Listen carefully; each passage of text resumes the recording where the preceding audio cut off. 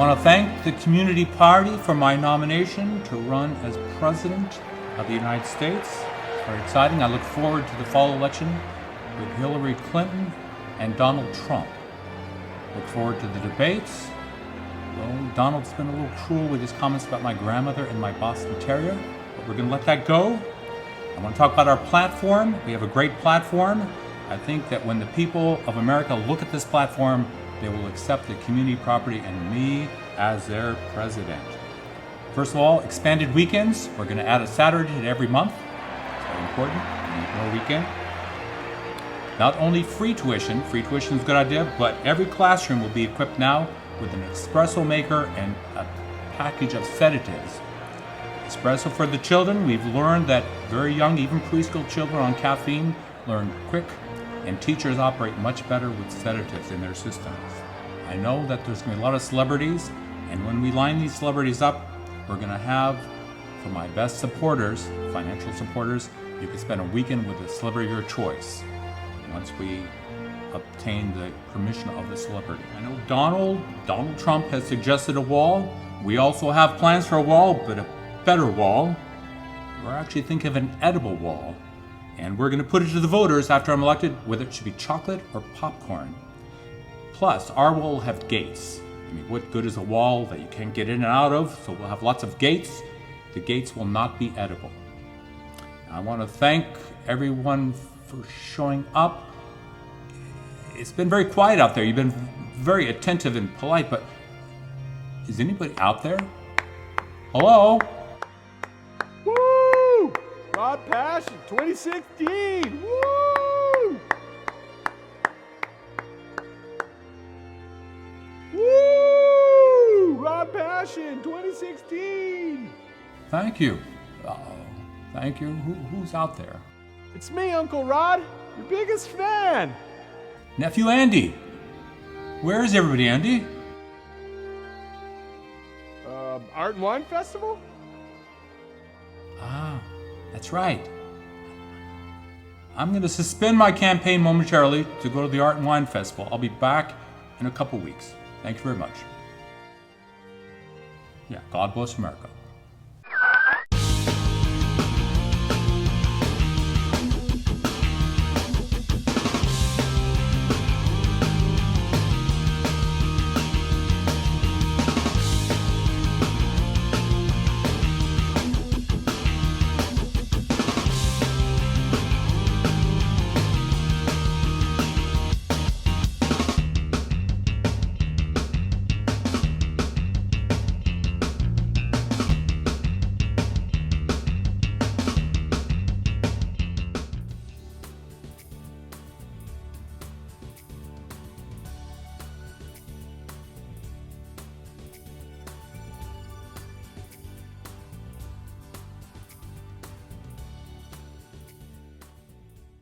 Good afternoon, Victoria Hunter here for MCTV. I'm welcoming you to the Millbrae Art and Wine Festival, ready for a wonderful afternoon. We have lots of great food, we have lots of volunteers, we have all kinds of wonderful interviews and music. We'll be talking to the mayor, we'll be talking to the members of the Lions Club, the Rotary Club. It's going to be a great afternoon. And what also do we have at Millbrae Art and Wine? Great wine. So I'm going to be with you all afternoon enjoying this great festival right along with you and introducing you to some of the wonderful people right here at Millbrae and at the Millbrae Art and Wine Festival. Now, right now, it can't be done without volunteers. That is critical. So why don't we take a look at some of our fabulous volunteers who made this all possible. Thank you again and enjoy a great day in Millbrae.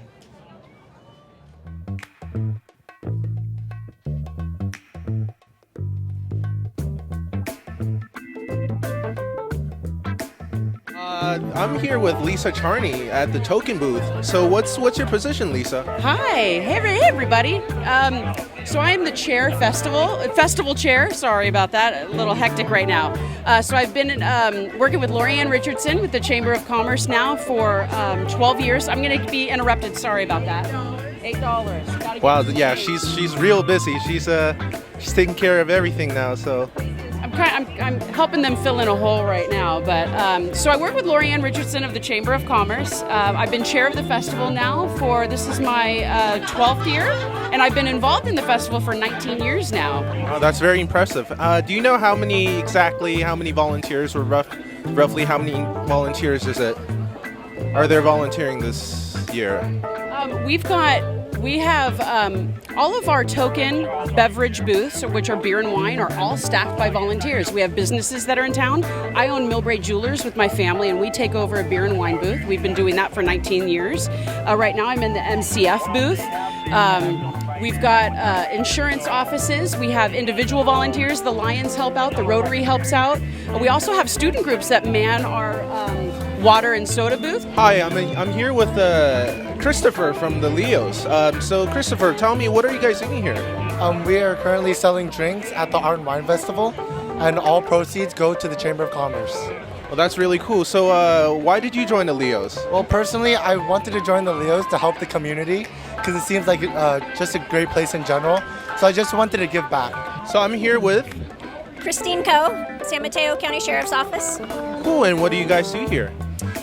Well, today we brought 26 volunteers to help out with the Art and Wine Festival here. They're helping with traffic control, they are roving, just making sure everything is okay, and we also have a dunking booth for the explorers, and they have a rock climbing wall as well. Wow, you guys must be really, really busy then.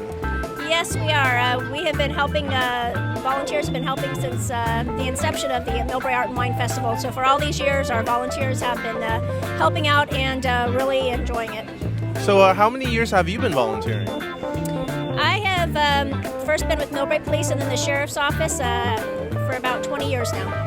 Wow, that's amazing. And again, thank you so much for all the contributions you guys are doing, keeping everybody safe. You know, it's definitely a critical thing for this busy festival. So thank you so much. Well, thank you.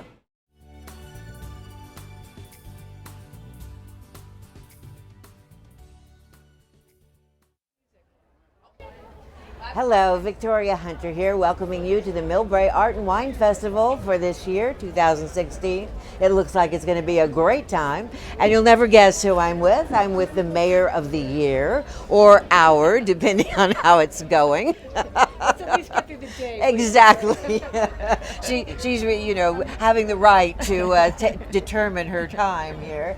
Obviously, Annie Oliva, and she's here to tell us about the festival and what she's been doing. So what have I been doing as far as the community goes is Yes. been super, super exciting.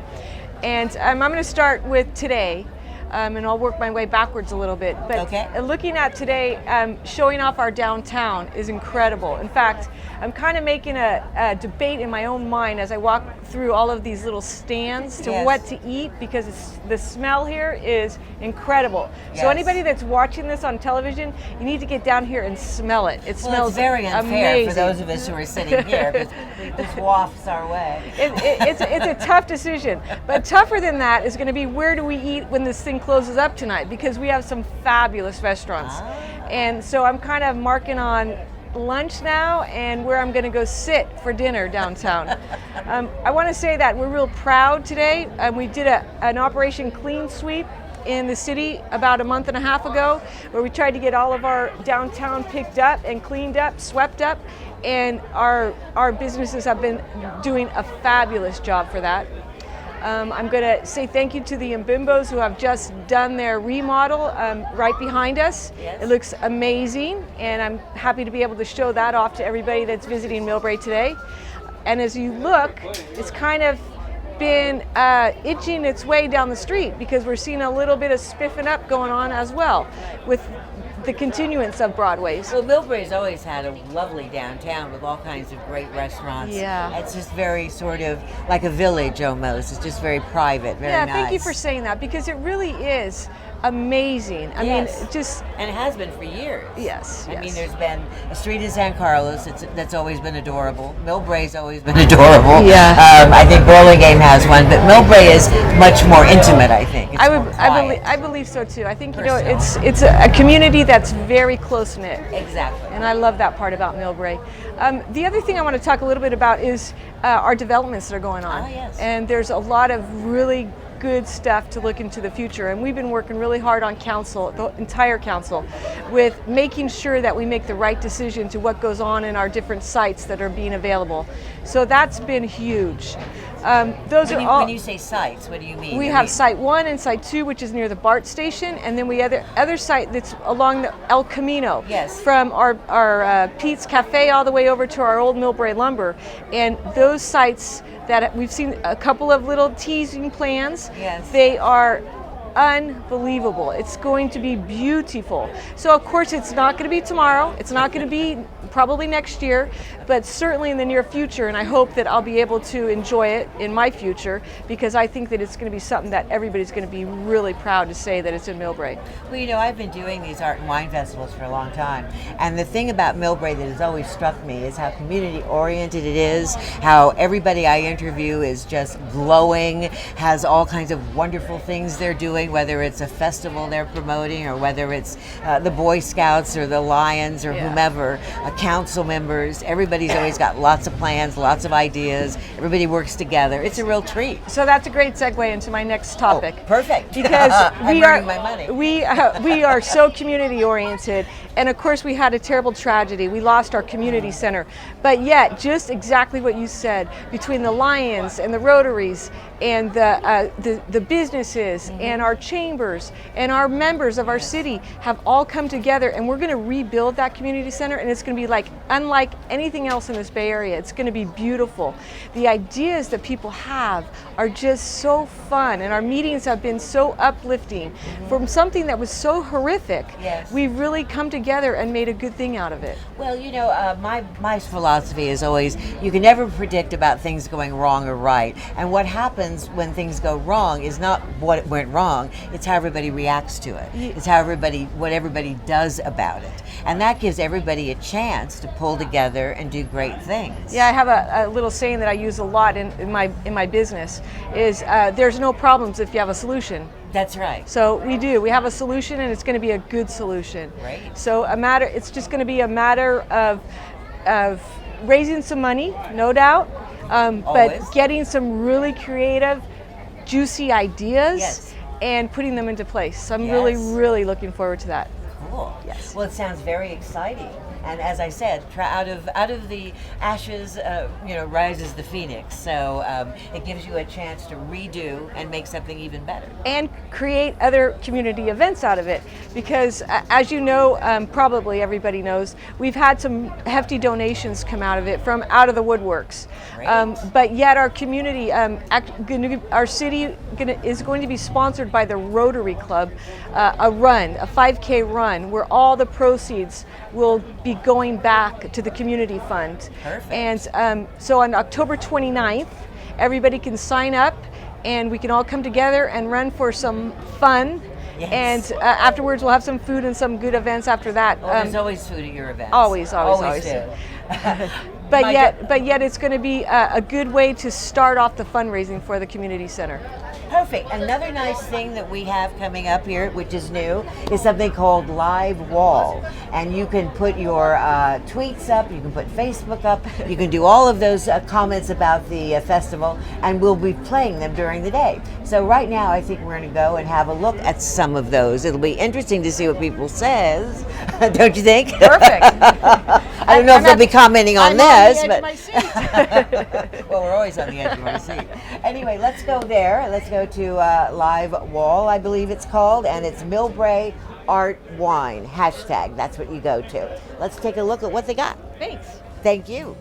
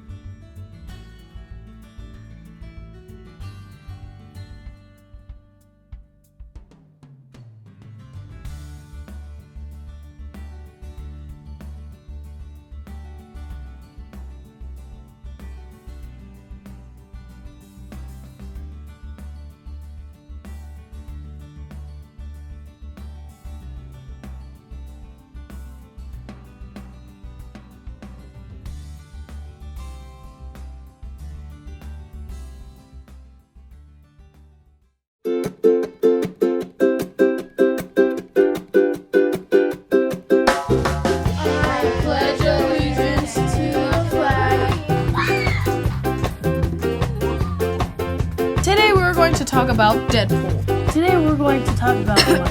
Today we will tell you about the salad. The daily salad is coming soon. And both the game and the show.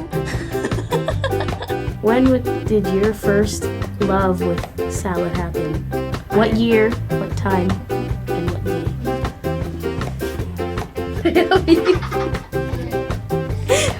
Oh my god. Salads are very powerful. They will take over the world at some point. Deadpool is one of the few characters to appear alongside almost every Marvel character. Well, it is very fun. I mean, I could literally do anything I want. I am so rich. I bought the island of Hawaii because I was poor. Well, you make me regret my life choices right now. The most persistent bromance in comic book history exists in Deadpool's unfailing pursuit to make Spider-Man his best friend. I'm still rich. I'm giving you my money too. Go away. Would you use him as a bodyguard, or just use him as something to do what you want? Depends. What does Deadpool do?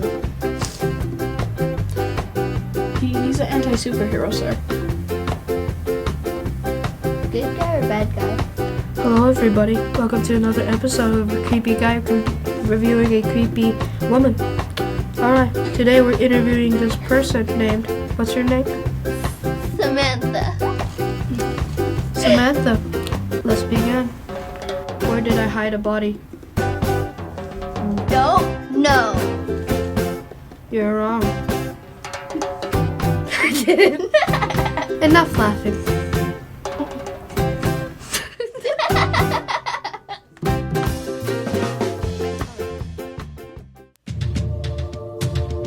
Just in! My ears are bleeding.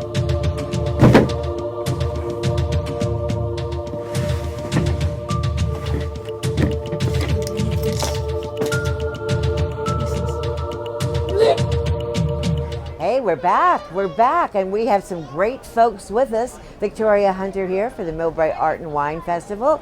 And on my right, we have three beautiful ladies. Right here, we have Diana Cazares, and she is the unit director for the Mid-Peninsula Boys and Girls Club.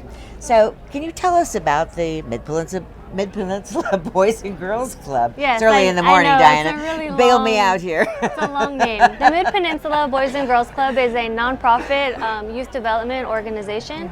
We have 5 different locations throughout the Mid-Peninsula, and it's pretty much a really great program for anyone who is interested in getting homework assistance and any other types of after-school programs that kids wouldn't usually have the opportunity to get if they were just going home after school. So they can come there instead of going home, work on homework, have supervision, Yep. and have their friends and things like that. Yeah. That sounds very cool. So your mission is basically to provide a safe place for them to do these things? Yeah, well, our mission as an organization is to enable all youth to enable all youth, especially those who need us most, Yes. to be productive, responsible, caring individuals. And we really want to hone in on the academic success aspect, and we really want to help them create skills that they wouldn't otherwise have if they were going home. For example, we have art programs, we have digital media programs, we have sports programs that also intertwine academic aspects to it, so they're not just playing sports, they're actually getting more out of it. So it's a really great organization. Well, all kids need cheerleaders. You know, they can never have too many, and especially when parents are working and busy and things like that, it's great to have other support groups like this one. Now, what's the average day like for your members? So the kids would generally come out of school, they'd come sign into the program, hang out for a little bit, and then we sit down and we do a program which is called Power Hour, and we do enrichment with the kids to kind of get them focused in that doing work mindset. And then we do, the rest of the time is just homework. We help them with whatever they might need help with. Afterwards we have a snack, and then we go into our enrichment programs, which one of my staff, his name is Nate. He runs a program called ASAP, which stands for After School Art Program. And he helps kids with contemporary art methods and help them express themselves through different art methods. I have Vernon, who runs a digital media program, and he uses different Photoshop, things like that. And we actually created our first yearbook this summer, which we were really proud of. Yeah, and we sent it out to a lot of people who helped us with it. And then I have Kevin, who runs a Hoopers program, which he does kind of basketball and the history behind it to help kids really incorporate and hone in on their skills. And then I run Torch Club, which is a leadership group. And the kids help me run fundraisers and plan our events. So we have a lot of different programs to help kids with whatever they might be interested in. Well, of course, the beauty of this is lots of times now schools can't provide a lot of these programs. They may not have an art class. They may not have a digital media class. Yeah, exactly. And so it's a place for kids to get this kind of benefit that they couldn't get just in their regular school. Now, what are the ages as they range? Age range depends kind of on site. We have Lomita Park, which Mayel attends. It's an elementary school. They do K through 5th grade. And then Brittany here attended my club, which is 6th, 7th, and 8th graders primarily at the MCYC at Taylor Middle School. So it just kind of depends. Some of our other clubs start from K all the way up to high school. We also have teen programs that help kids like learn how to apply for college, learn how to make resumes so that they can apply for jobs. This is amazing. Yeah. All right, I have to ask the girls here. You are my darling Brittany, and how do you like this program? I really what do you like best about it? My favorite thing about it is helping out the younger kids and being part of the programs. Yeah. Maybe you'll be a teacher. Yeah. Who She knows? used to be a member, and now she actually comes back and volunteers because she's in high school now. Wow, very cool. And you, my darling, how do I pronounce your name? Mayel. And what is your favorite part? My favorite part is that I get to play sports with the staffs and I get to help other students. Wow, that is so cool. And are you going to just go all the way through and go to all of the courses as you grow up? I think I am. I think so. You'll have to do a fashion one, my dear. You are so fashionable.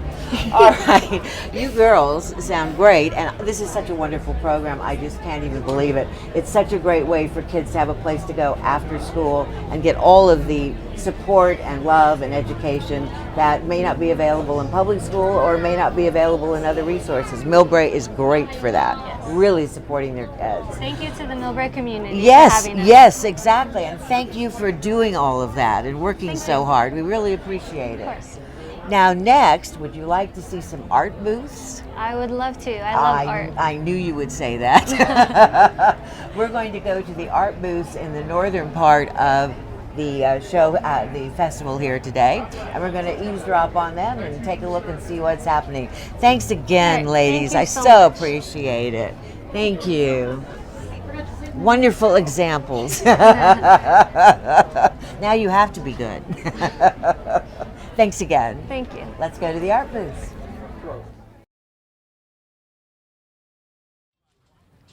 Welcome to the 2016 Millbrae Art and Wine Festival. We are at the northern end of Broadway checking out some art booths. Come join us and check these booths out with us.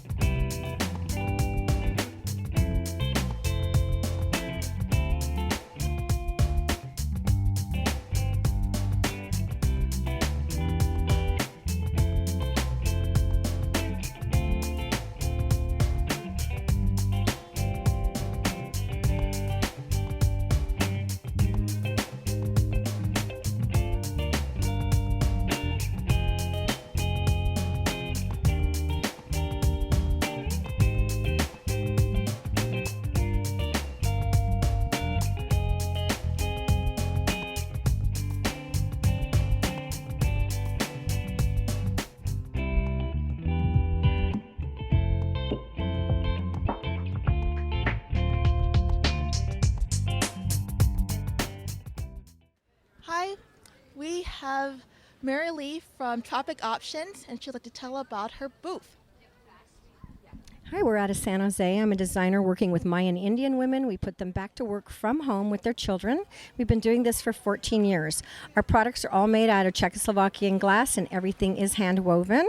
So it's beautiful stuff. We have a lot of exciting women and children, everybody buying from us. We've been doing this for a very long time, and we love to bring one-of-a-kinds to people, pieces of art that they can enjoy and use as gifts for their friends.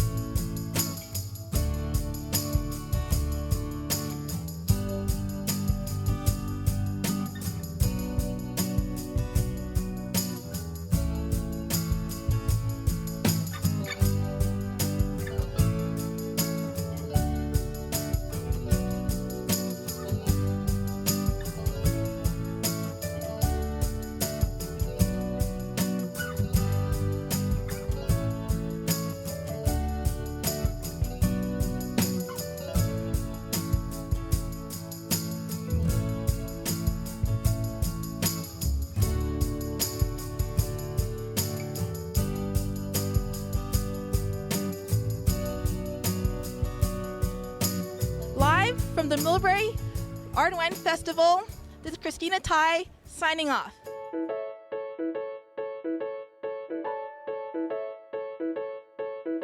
You're watching MCTV's coverage of the 46th Annual Millbrae Art and Wine Festival. MCTV would like to thank the following for their generous support of this program: the City of Millbrae, the Millbrae Chamber of Commerce, Millbrae Lions, and Rotary. MCTV would also like to thank the following underwriters. This program would not be possible without you.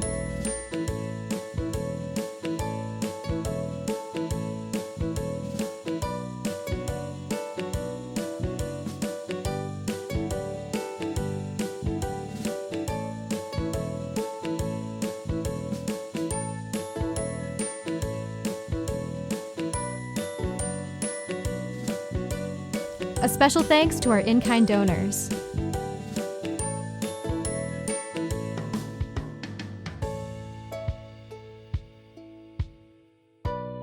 Sign up for MCTV's monthly newsletter and learn about new programs, community events, and special projects. Visit www.mctv.tv to get on the list or email info@mctv.tv.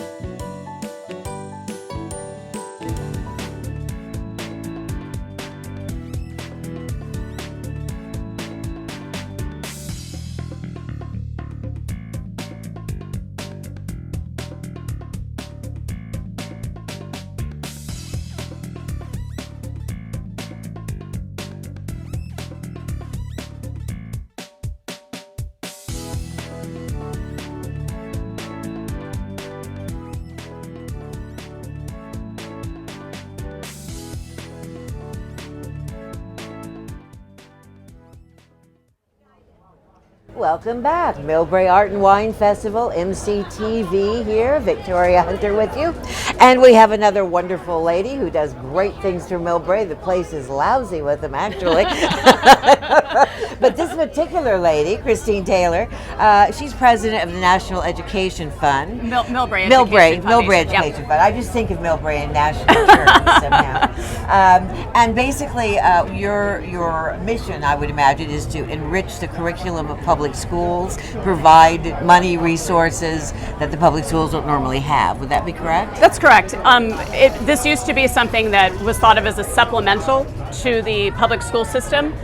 However, the state budget has been cut so drastically that the education foundations regionally are really providing fundamentally necessary components of education for our 21st century students. The state of California cut our budgets so hard in 2007, they continue to do so. And so Millbrae Education Foundation is able to bring back music, technology incorporation into the classroom to give our kids a full education that the state of California is not providing for our kids. Well, that's true. I mean, it's really sad because teachers have to buy their own supplies half the time, and they're not exactly making gobs of money in order to do that.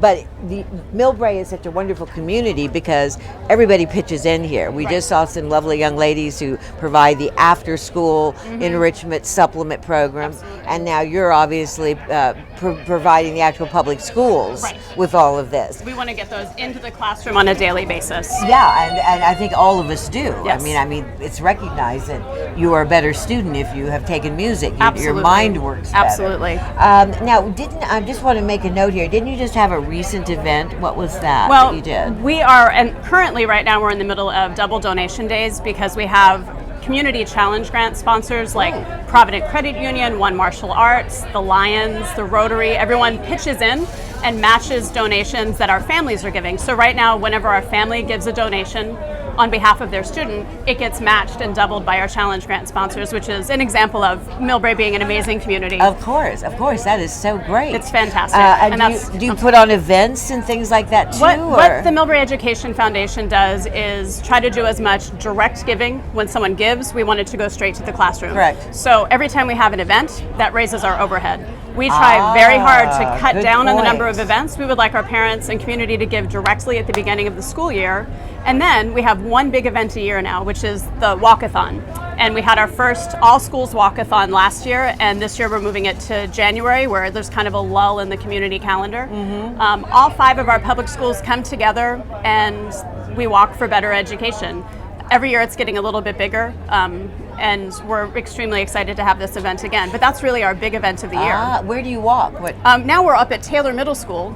The reason being, all 4 of our elementary schools go to Taylor Middle School, so we're really all in this together. The education at each elementary school impacts your child's education at Taylor Middle School and beyond. So we want, symbolically, we're all together at Taylor, and that's where we hold it. Do you go into high school as well, or is this basically K through 12? The Millbrae, it's called the Millbrae Elementary School District. Elementary, okay. And we're transitional kindergarten all the way to 8th grade. After that, the high school district takes over. So we're, That's great. TK through How 8. long has this organization been around? This is the 9th year. Wow. This is the 9th year, and it started off with some incredible volunteers just wanting to get classroom aids, and it is building and building and building. And as we can see, the forecast of what the state of California is going to be providing to us, we see how this foundation needs to keep growing, keep growing. We don't have a parcel tax in Millbrae to supplement our public schools, so this has to make up for that and the deficit as well. And so we're extremely excited that all of our community comes together to do this, to raise that money, to give our kids the education they deserve. It takes a village. It absolutely does. It absolutely does. Millbrae's a great village. It's the best. And it takes money. Money's not always the solution. In That's this right. particular case, it absolutely is. Yes. If you could wave your magic wand and have whatever you wanted, how would you structure things? Would you do anything differently? Well, what we're working towards now in our ideal situation is to have every family who is financially able to give their contribution for their child's education. Right. We ask for $500 per student because the deficit between what the Millbrae district receives and the California state average is well over $1,200. But if everyone can invest that $500 in their students' operating budget, the district can do amazing things. That's our ideal situation. We can also do it so that our families contribute $50 a month. That does the same thing over the course of a year, over the course of the school year. And ideally, once everybody does that, if every family who is financially able did that, we would have $900,000 by the middle of September. Wow. That's ideal. And our district could absolutely transform education immediately if that happens. Well, the beauty of it is, of course, if you try to do something vis-a-vis the government, you have to go through these long processes. You'd have no guarantee things are going to happen. It's dependent upon sort of the will and the wisp of where people are thinking and whether it's important to them or not. But here's a way for, I have a child, I want the child to be in school, I want the school to be great. Now I can actually make a contribution Absolutely. that translates directly into that. Directly. And I don't have to bake any cookies. Exactly. That's the thing, is that involvement in your schools is no longer what it used to be, and our PTAs bring that sense of community to each school. Yes. But the foundation is here to just shore us up financially. Yes, yes. And it is absolutely a beautiful thing that we have so many families participating. We would like to continue that. We would like to build on it. And right now our district is spinning straw into gold. Yes. And we would like to give them just the gold, so maybe a they little can. more straw. Yeah. we just need the gold. Like let's bypass the straw phase and let's just give them the gold. They could transform this district. This district is amazing, incredible schools, but so much of it is based on volunteer time from staff, from parents, from community.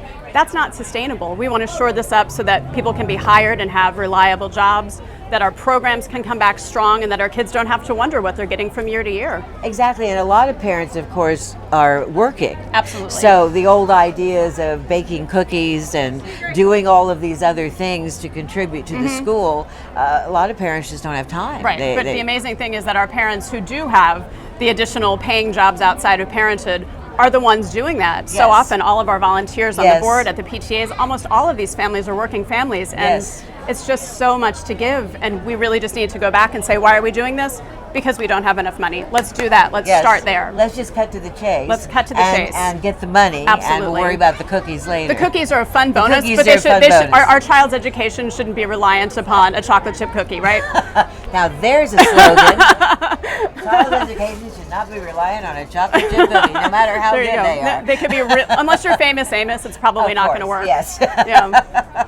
And you've been involved in this, I think you said, what, Well, 8 years? the foundation has been around for 9 years. 9 This years. is my second year as president of the foundation, and I've been on the board for 3.5 years. Right, and so this is what you do in your spare time? Yes, exactly. And you have children? I have 2 children in the district. I'm a full-time student and I work, but I am so very happy to contribute my time to this because it makes a direct impact on the education of every child in our public school That's right. system, and it's an honor.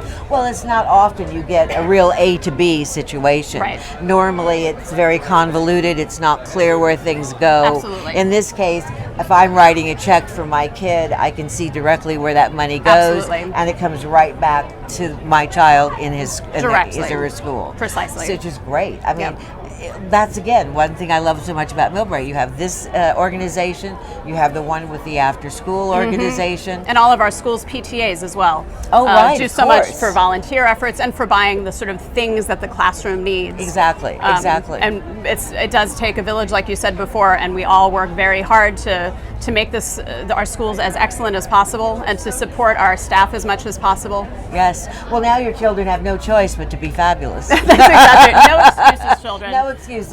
So the one thing I would like to say is please visit millbraekids.org. That's our website. You can find out everything you need to know about the organization, and you can make your contribution. If you contribute by September 15th, our beautiful challenge grant sponsors will double it. Fabulous. That's amazing. It's so good. Can you use PayPal? You can use PayPal, you can use credit card, you can do a one-time contribution or a monthly contribution. And then September 14 and 15, we're also going to be accepting donations at all 5 of our schools. And our kids and families will be hearing more about that in the coming week. Excellent. Well, it's very interesting to listen to all of these people like yourself who do all of this work and then say, oh, by the way, I'm a student and I work and I have kids. Because it's incredibly important, and when you make that a priority in your life, it comes, you couldn't not do it. You have to do it. Of course not. Of course not. Well, my dear, it's been great talking Wonderful to you to once talk to you. again. Every time I do this, every year I do this, I'm always having so much fun doing it.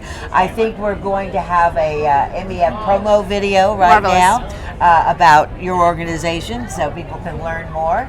But it's been wonderful to So meet good to you. meet you. And I really appreciate Thank all you. of your work and the heart you show for the Thank kids. you. And we appreciate MCTV.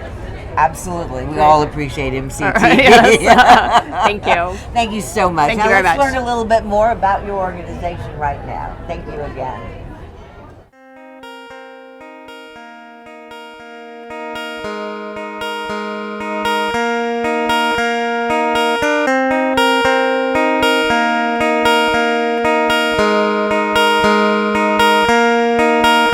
The Millbrae Education Foundation is an extremely important resource to the Millbrae School District. We partner to provide enrichment and supplemental programs for our students beyond the classroom walls. Unfortunately, our district right now, funding is not where it needs to be, so the MEF steps up and helps us continue these programs for our children. Millbrae is one of the lowest funded districts, not just in California, but locally. U.S. national average per student spending is about $11,000. The California average per student spending is about $8,500. And Millbrae only is funded for about $6,400 a year. The PTAs pays for programs, they pay for field trips, they pay for a lot of enrichments where the MEF pays for salaries, they pay for teachers, they pay for things that the district can't afford to. Our students are fortunate to have such a wonderful community where education is valued. Through their fundraising, we're able to offer so many things that we wouldn't be able to without their support. Music is an extremely important program. It's a way for students to connect and learn in a different way and really become well-rounded and have a chance to experience the art of music. We have such a strong band program at Taylor, an orchestra, and now at the elementary schools for the last few years, due to MEF funding, we do have an elementary school music program where every student in our elementary schools receives music instruction. We also have a 5th grade band program as well. It's very important for our children to be comfortable with all forms of technology, how to use technology to learn, to communicate, so they can go on throughout their education into their professional lives. Particularly as a teacher, I know with the technology that we're using in the classroom, with students hands-on, doing writing, using the writer's workshop model, but being able to write on a computer, using research tools in Google Docs, creating oral presentations for their speaking and listening as well. It's really important. I think music and technology are incredibly important for the growth and the creativity for the children. I'd like to thank the MEF and all of their supporters for the wonderful resources that they've brought to our schools. We thank the MEF very much as a district because we couldn't do it without them. Our programs, our music, our technology would not be able to go on without the MEF and their support and their hard work. On behalf of the Millbrae Board of Trustees and the school districts, we thank MEF for their continued support, and we thank all of you. Our students deserve the best, and that is not an option for us. Thank you, Millbrae Education Foundation. Thank you.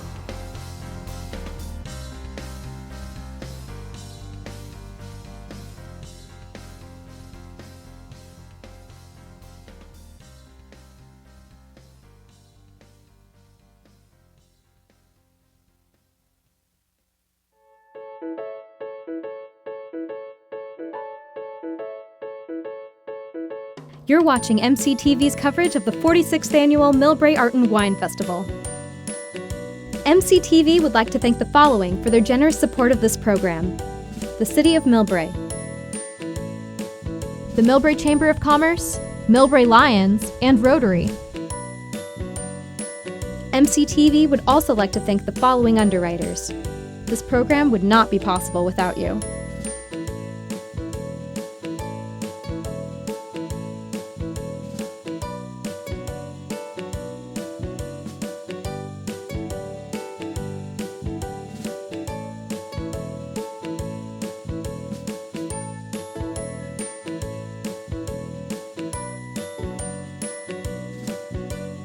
A special thanks to our in-kind donors.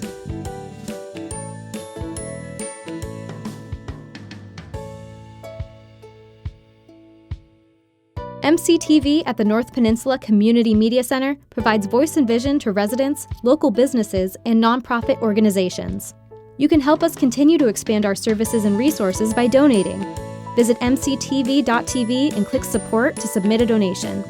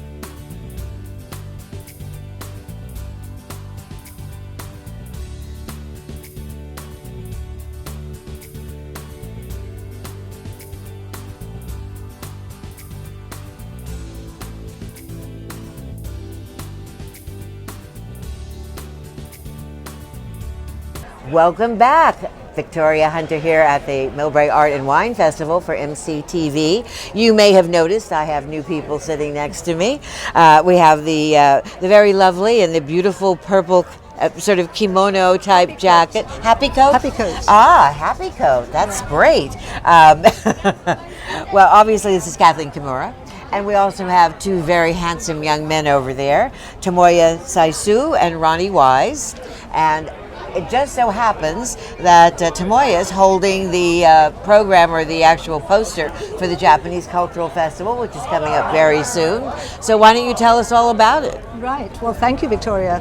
This year will be the 11th annual Japanese Culture Festival here in Millbrae. We're always very happy to encourage people to come to Millbrae to celebrate Japanese culture.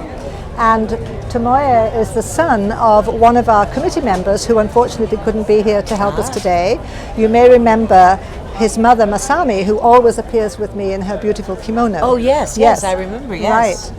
And so where's his... That's correct. We should have made you a warrior. Right. And Ronnie's been helping us in our Japanese Culture Festival booth. If people have an opportunity to go to visit our booth, it's right at the end, past Coles and opposite the Office Depot parking lot. Okay. So this year's festival, we will have more food booths. We'll be again selling beer, wine and sake. And the one sad thing about this year is that we will no longer have the flags that act as the backdrop for our stage presentation. Unfortunately, they were burned with the community center fire. Of course, we were very happy that no one was hurt in that fire. But still. But we were sad to lose our flags because they had a lot of sentimental value. They were made with origami cranes by members of the community back in 2007. And of course, we don't have time to put new flags together for this year. But hopefully, in time for next year's festival, we hope to have been able to get the community together to hand make origami flags again. So, yes. Well, isn't the crane a symbol of peace and also sort of a rebirth kind of a thing? Exactly. Yeah. Exactly. So I would imagine that's even more poignant now since you have to redo everything. We have to redo it all. So it's an opportunity to bring members of the community together. Yes. To do this. Yes. The MC for our festival this year will be David Louis. Oh, he is with ABC7. Nice. And he's very kindly volunteered to do that for us. Yes. Our friend and neighbor Ken Kashiwahara, who normally does it, he's away on vacation with family this year. You let him go on vacation? We let him go on vacation. Okay. So the Consul General Yamada, the Consul General of Japan, will again be coming down to say some welcoming remarks. I'd really like to thank the sponsors that we've had for the last number of years, including Peninsula Healthcare Service and also San Francisco Scavenger, Hanson Bridget. I noticed that some of these sponsors are also sponsoring the Art and Wine Festival. Yes, indeed. You know, we have wonderful underwriters and in-kind donors as well. We do. That we could not do without, obviously. Yes. Well, we could not put our festival on whatsoever without, number one, all the volunteers that come together to help us on the day of the festival, the volunteers who serve on our all-volunteer committee, and also the sponsors and in-kind sponsors, including MCTV. MCTV are one of our big in-kind sponsors, and we thank them very much for that. So where exactly will this be held? It will be the Civic Center Plaza, just behind the City Hall and in front of the library. Perfect. Yes. Perfect. Yes. What is your favorite part of the festival? I would say like the food booths, and this year, big surprise. Yeah, they have a new booth, food truck this time. It's a food truck. Yeah, food trucks. I'm excited for the okonomiyaki. It's kind of like a Japanese pizza kind of. Really? You have sushi as well? I'm not sure if we're going to have sushi or not, but Sushi we must have be quite a variety of Japanese food booths, some new ones. Yes, yes. So you like the food. What about you, Ronnie? No, unfortunately, I have not gone yet. I haven't been. So never been? No, I haven't, unfortunately. But this year I'm planning on going, so I'm excited for that. Good. And what are you looking forward to seeing? Anything in particular? Well, food. Everybody loves food. I assume there'll be a lot of young ladies around as well.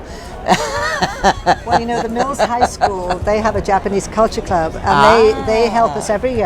Nice. And they will be having a booth, a game booth. They'll be playing really? Kendama, which is But a you won't Japanese. have Pokemon. You're not going after the Pokemon No Go. Pokemon, right? No. That might be a little too crazy. That might be crazy. Well, wait a minute. I sense an underlying idea there. You have your own plans, Roddy? No, I'm not part of the culture club, but But you'll be coming to support them, yes, right? I will be there. Yeah, Absolutely. That's good. Absolutely. That's good. Well, it sounds like a great place to have great food. Yes. Try some sake, which is my favorite drink. Really? I love hot sake. It's the best. And some California wine. And some California wine. Oh, if I must. Yes. And this goes on just one day? It's only a one-day festival from 10:30 in the morning until 4:30 in the afternoon, and there'll be lots of entertainment on the stage again, live Great. entertainment, Great. exhibits, hands-on activities for children as well as adults. Perfect. So I'm sure it'll be an enjoyable day for all. Well, And the sounds weather like- will be, I think, a little bit warmer than this, perhaps. Well, you've got to put in your request. Absolutely. And see if you can have that have that come true. Right. Anything else you'd like to make sure we don't forget about this wonderful Just festival? don't forget, Sunday, October the 2nd. It's just a few weeks away, all day, and bring good weather, bring a good appetite, and you will enjoy lots of fun things to do. Oh, that sounds wonderful. Thank Are there you. also booths where you can buy things? Yes, there are.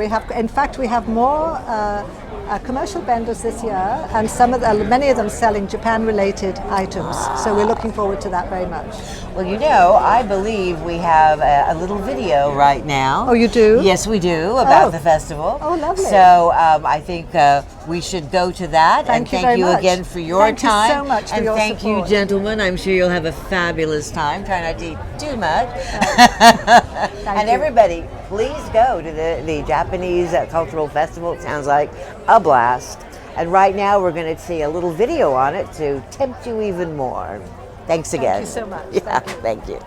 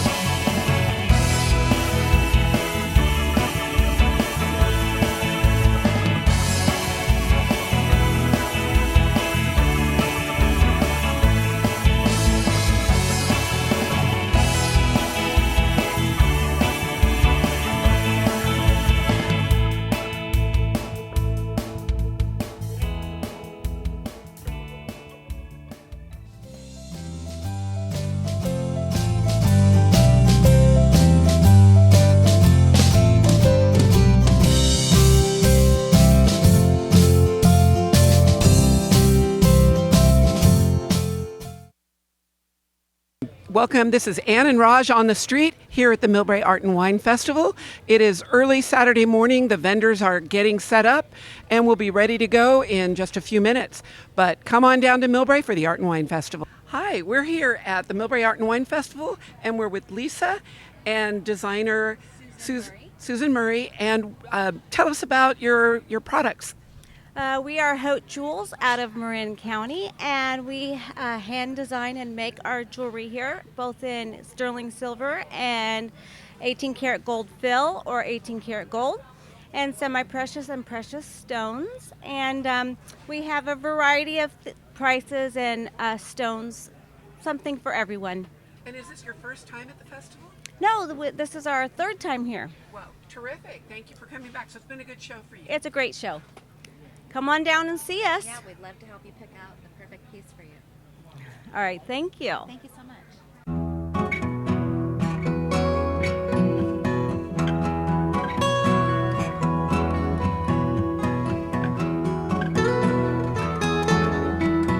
Hi, I'm here with first-time Art and Wine Festival vendor Brian Lane. Yes. Brian, tell us about your products.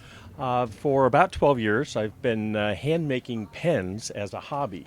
So I make them out of many unusual and different types of materials. And I have all kinds of different pens made with bird feathers and stone and carbon fiber and computer circuit boards, and a lot of pens I do made out of hand inlaid wood pieces. So they're actually little individual pieces of wood all hand inlaid into the pen to form different designs and shapes. So each pen is a piece of art. Each pen is unique and different. Normally I feature about 800 pens. Every one of them is different in one way or another. So I don't have 10 of the same pen out here. And where are you from? I'm from south of here in San Martin, between Morgan Hill and Gilroy. Okay, so a local vendor. And you've also make another product. Tell us about this other product. Yeah, I make razors and brushes. So the shaving razors and the brushes, all made by hand for the Gillette Fusion or the Gillette Mach 3. And then my brushes are all made out of pure badger hair, which is regarded as the best type of material for wet shaving, the old-fashioned type shaving technique. Great. And what made you come to Millbrae? A new place to try that I haven't been before. I do shows all throughout California and Nevada, as well as Arizona, but I haven't been to Millbrae yet, and it's close to my home, and I hear it's a great show and great environment up here. Great. Well, thank you so much for coming to Millbrae. Good luck, and everybody come on down and buy a pen at the Millbrae Art and Wine Festival.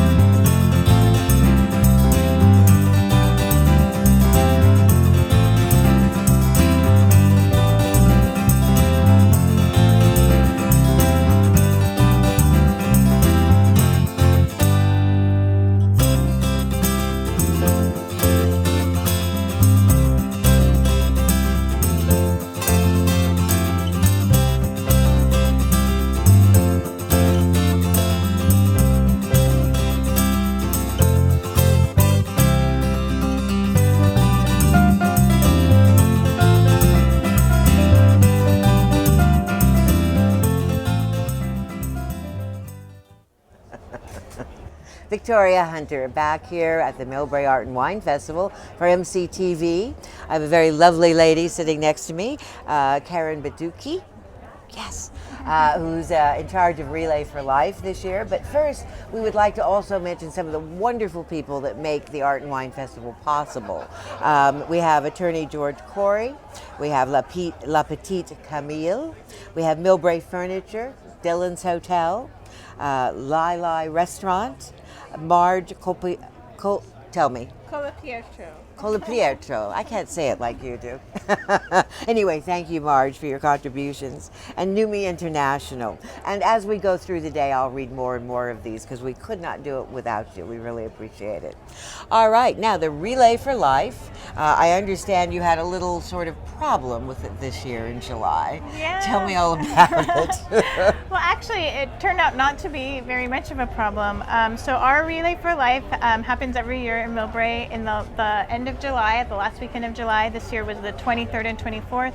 And unfortunately, 2 days before our event, the Millbrae Recreation Center fire occurred. Ah, yes. And our event was to take place in the park, in Central Park behind it. And so we obviously were unable to do that. So at the last moment, we needed to find a new venue, a new location, so we could make sure to continue with our event. Yes, of course. And wonderfully, the Millbrae School District really stepped up, and we were able to have the event at Spring Valley Elementary School. Nice. It went on as planned, and we actually raised, I think, one of our highest totals ever. We raised about a little over $50,000 Wow. this year. So Wow. we were really happy. You know, that's what it's all about. It's all about raising money to support cancer survivors, those who are fighting cancer right now, and support for their families, and then also to remember those that we've lost for cancer. So Relay for Life is basically an organization that provides financial and other kinds of support for cancer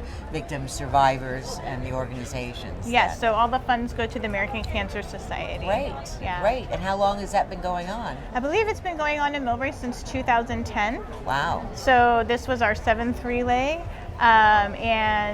You know, every year it just grows more and more. We have more people involved. This year we had the American line dancers join us, so they also did an 8-hour dance marathon while we were walking for 24 hours. It was really great. It was wonderful.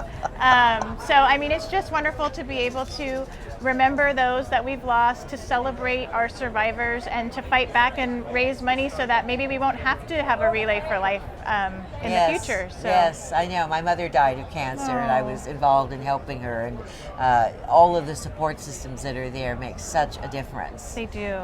Not only to the person who is going through the disease, but also the caregivers. Yes. And the caregivers sometimes forget to take care of themselves, so an organization like this can be immensely helpful. It is. To provide things that the caregiver can't just do all by themselves. You're Do you absolutely provide right. people to come in and help and things like They that? do. They provide rides, even to chemo treatments chemos, and different yeah. things. My son is actually a cancer survivor. He had Oh my God. cancer when he was 2, and now he's a very healthy 10-year-old. So, you know, that's one of my main reasons. How for doing the unusual, relay. a 2-year-old. Yeah. You don't He's expect doing that. great, yeah. Oh, So brilliant. We just I want to keep supporting and make sure there are more survivors and more success stories Yes. like his. So. Well, and that's something people forget. You know, you hear the word cancer, you think, okay, that's it, it's over. I'm not going to make it through this. And yet so many people do. And more obviously all the time, Yeah. especially with a lot of the new drug therapies around your immune system Definitely. and targeting the DNA and all of that. So every day there's something new and fabulous coming out to help. And but the on the ground work, that's a different thing. That's the hard stuff, really, Definitely. because you're on the ground working with everybody. Yeah. Now you've been doing this how many years? I've been involved since 2011. I've been involved in terms of being a team captain and on the committee, but we have fabulous committee members. The event actually started, Alan Kurth was the one who got it started in Millbrae. Oh. Relay for Life occurs in many different communities throughout the United States. And it's really, in Millbrae, it's great because we are joined by, we don't put it on alone with just a small committee. We have the Lions and the Leos. Yes. And Interact and MCTV and so many other Rotary, Millbrae Rotary, and so many different community organizations that come in and really make it possible. So it's just, we're really, really lucky. The fire department was involved, the sheriffs were involved. So we just really, everyone comes together and puts on a really wonderful event. Well, that's Millbrae in a nutshell, really. I mean, every time I interview anyone about a specific thing, whether it be a Japanese festival or the Rotary or the Boys Clubs or whatever, everybody gets involved, which I think is just amazing. And it doesn't really matter what your specific thing is you want to do. The whole group comes in. Oh yeah. How many people are involved in this relay? Well, we have total, like when people participating with teams, you can create teams online and it's still open actually right now. So we probably have a couple hundred people that attend the event, but we reach out further than that because everybody who creates a page online and does fundraising can send that out to their circle of friends. And so really it touches probably a lot more than that. And then our core committee is probably about 10 core members that really organize There all everything. the time. With, again, help from all the Yes, of community course. organizations. Yes, of course. So- How many people actually run in these relays? Oh, there's people walking. I think this year was a little bit of a smaller group just with the relocation. Yeah, sure. But I think we still had about 150 people there. I think in some of our larger years, we've had about 250 people. Wow. It's really nice at the Central Park because people see it happening and Of kind of course. join in. Exactly. So we're hoping with some time to rebuild, we'll be back there. Oh, perfect. So- That sounds absolutely wonderful. Yeah. When you say relay, so is this like a baton thing that people hand off? It's kind of more just a 24-hour of walking. Oh, and so my. you want someone from your team walking at all times. all so that's where times. the relay comes. Like I someone see. should be walking Okay. from your team at all for the whole 24 hours. Well, that means you want to have a big team. if it's 4 people, it's going to be a lot of walking. Definitely, but you know, we have our site is always up and we're always looking for volunteers. If you want to start a team, join a team, make a donation or volunteer, you can go to relayforlife.org/MillbraeCA and you can find out about us, send us an email. We'd always love to have new volunteers and That answer sounds questions. great. Yeah. And the beauty of it is, too, you get a little exercise. It doesn't really harm anything. So it's a win-win and win-win kind of thing. Good. You plan on being involved next year as well? Yes, definitely. Definitely. Looking forward to it. It means a lot to us. We have a really great committee, some really wonderful people, and, you know, we all believe in the cause. And What's not to believe it? Yeah, definitely. Yes, anytime you can help wipe that scourge off the face of the earth, that is great. And have a little fun doing it and get out and walk and be with your neighbors and all the rest of it. Sounds like fun. It is. Sounds like fun. Thank you. All right, well, let me see here. I think we're going to be coming up next year. I don't know if we're going to be having something about you. No, yes, exactly, it is. Funnily enough, how this works. Oh, yay. We have the Relay and Life promo. Yeah. Fits great. in perfectly. It's amazing how they do this here, isn't it? Very well organized. Very well organized. Yes. All right, well, let's go see that promo right now. And in the meantime, enjoy the Art and Wine Festival and make sure you're walking next year. Thanks again, my Thank darling. you. Really Nice to appreciate meet it. you. Thanks.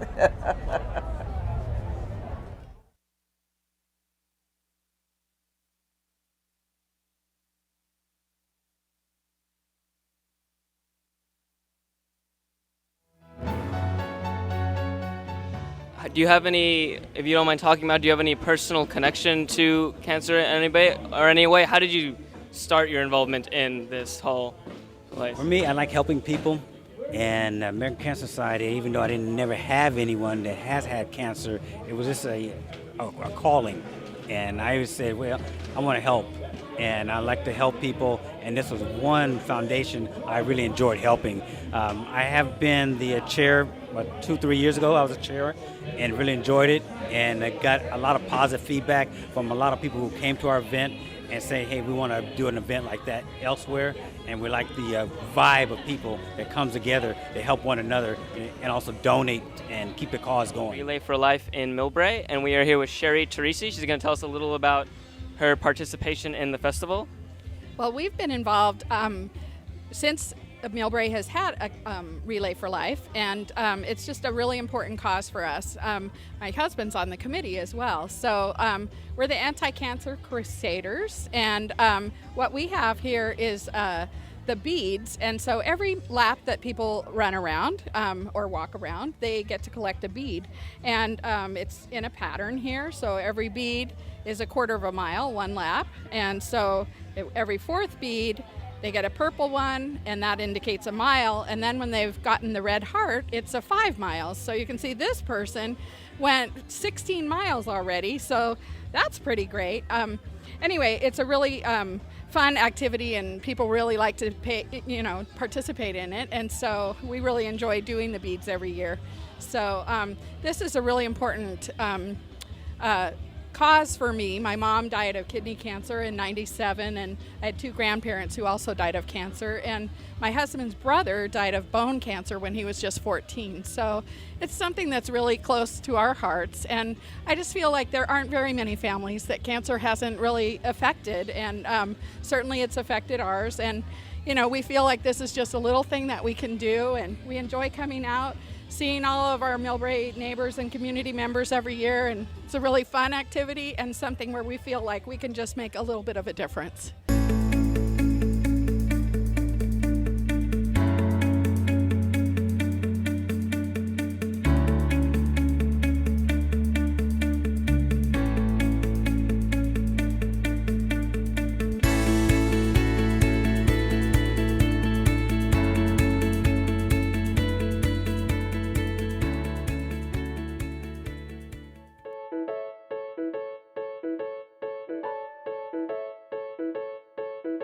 You're watching MCTV's coverage of the 46th Annual Millbrae Art and Wine Festival. MCTV would like to thank the following for their generous support of this program: the City of Millbrae, the Millbrae Chamber of Commerce, Millbrae Lions, and Rotary. MCTV would also like to thank the following underwriters. This program would not be possible without you.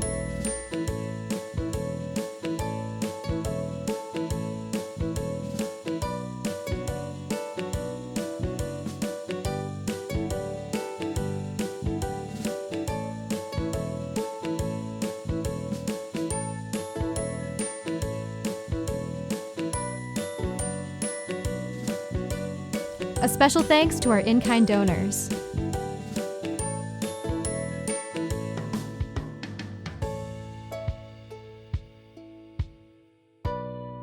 Did you know that high school sports is MCTV's most popular programming? You can catch all the action live on MCTV and MCTV.tv. Visit MCTV.tv, click on support, or email info@mctv.tv, or call 259-2343.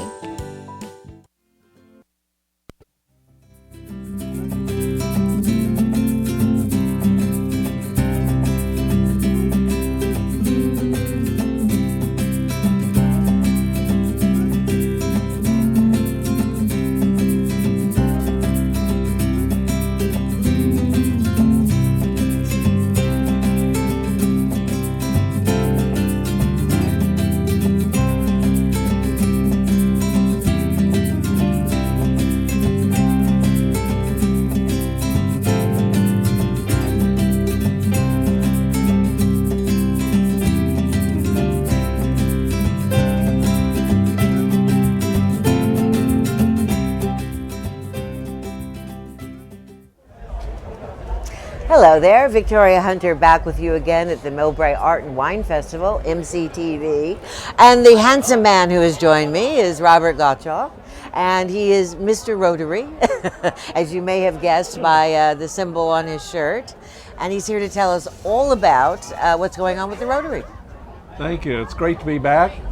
Our Rotary Club has got a number of really important activities scheduled for this coming year. But I must say that the really most important of all of these takes place on Saturday, October 29th, when we had the second annual 5K run. We had a very successful event last year with 300 runners. This year we hope to have more like 600 runners. And the whole proceeds, every penny of the proceeds of this event will go to help rebuild our community center, which was lost to a fire last July. So very important event. We want sponsorships and contributors and participants. The very next day, on October 30th, we'll have our annual Kids Carnival. Free food, entertainment, a very funny and fascinating clown is always there, the fire trucks, fingerprinting, and the like. And then on November the 3rd, we have the annual Mills High, Cappuccino High football lunch, which is right before they have their big annual contest. And of course, it's very, very meaningful, we hope, to the seniors who are about to graduate, and we congratulate them. In December, we'll be passing out free dictionaries for every third grader in the city of Millbrae, as we do every year. And early in January, we have a co-sponsorship with the Chamber of Commerce for the annual Business Excellence Awards dinner. It's always a good event. On February 17th, we have our 10th annual Lunar New Year banquet. We have about 350 people who enjoy this every year. And last year we were able to give $5,000 to 5 schools here in Millbrae out of the proceeds of that event. So we always enjoy that. We have our annual Teachers of the Year lunch course in the spring, as well as Students of the Year lunch in the spring. I'm sure we'll be joining in to plant trees once again on Arbor Day. And we hope to be able to use Central Park again. We hope it's open after the fire. We hope the Central Park is open on April 15th, right before Easter, so we can have our big annual Easter egg hunt and picnic for the kids. That's always such a fun event. So we participated this year in Relay for Life, and we will, of course, next year. So we're a small group, but we have a lot of interesting things going on. We enjoy our fellowship. We're part of 1.2 million Rotarians around the world, and we're meeting every Tuesday at noontime for lunch at the El Rancho Hotel here in Millbrae. Our new Chief of Police, Roger Copeland, will be speaking to us this Tuesday. But we're looking for people who are interested in assisting people in the community, as well as in other countries, as well as enjoying some great fellowship with other Rotarians. So we invite people to come and have lunch with us and get to know us and hopefully enjoy what we do. It sounds like you're busy. We do keep busy. I was going to say, if you live in Millbrae, your social schedule is pretty well planned. I mean, between Relays for Life and Japanese cultural festivals, and then you have that run, right. and then all of the other things that you do as well. I would imagine right now your top priority, though, is getting the community center back together. Yes, we've only got 8 weeks to get that event all lined up and ready to go and get people informed about it. Yes. And we hope it'll be a big event, very successful, and there'll be others. We've already received some contributions toward helping to rebuild the community center, but a great deal of money is going to be needed, as you know. Oh yes, yes. You can't just build from the ground up and not have a cost these days. We've asked people in the community what kind of a new community center they would like. Yeah. We've got all kinds of fascinating suggestions. A swimming pool, an ice skating rink, a 2-story parking garage, gardens. I mean, the wish list just kept going on and on and on. When it got up to about $50 million, I thought this may be difficult to do, but we'll be working on it, as will the city, of course. So we may have a waiting pool. Well, no. Scale everything down just a little bit. Well, as you know, the important thing is that it's been used so heavily in terms of meeting rooms. Yeah, sure. For young people and seniors and the like, and events. So maybe we'll see a staged process where certain parts of the structure are rebuilt quicker than others. Right. Just so we can start using some of that facility. Maybe you could do sort of a modular thing where you had multiple Perhaps. buildings that did different things, and Yes. And that way you could not have it just in one place, and you could do it a little bit at a time. Mm-hmm. Yes. How long have you been in the Rotary? I've been in for 16 years. Short timer. Exactly. Actually not very long. We've got a 92-year-old member who's been in for decades. Oh my God. And others as well, of course. Well, I understand that Rotary is a lot of fun. It is and that. that while you do a lot of good work, you also manage to enjoy yourselves pretty well at your lunches and doing all the events that you sponsor. Very much. You're always smiling every time I see you. It's the way to be, we hope. It's the way to be, yes, absolutely. How long has Rotary been in Millbrae? We just passed our 50th anniversary Oh, last my. fall. My. Yes. And how many of there are you? We're a small but mighty group of 21. 21? And you put 21. all of this stuff on? Yes, ma'am. Wow. Do you guys have jobs as well? Some of us. Wow. Part-time jobs. Well, you know, that's the amazing thing to me. I keep having people sit here and say, oh, yes, well, I work or I have kids or I do this or oh, and by the way, I, do all of this other stuff and create all of these events. Yeah. It just seems to be if you move to Millbrae, that's just part of the atmosphere that you move into. Well, there's Everybody helps. a lot of great opportunity to get involved around here, and it's a great community. Absolutely. What's your favorite part about Rotary? Oh there my. is. It's just the variety of the different events and activities, as well as the fellowship. Of course, Sure. we've got some just terrific people Yeah.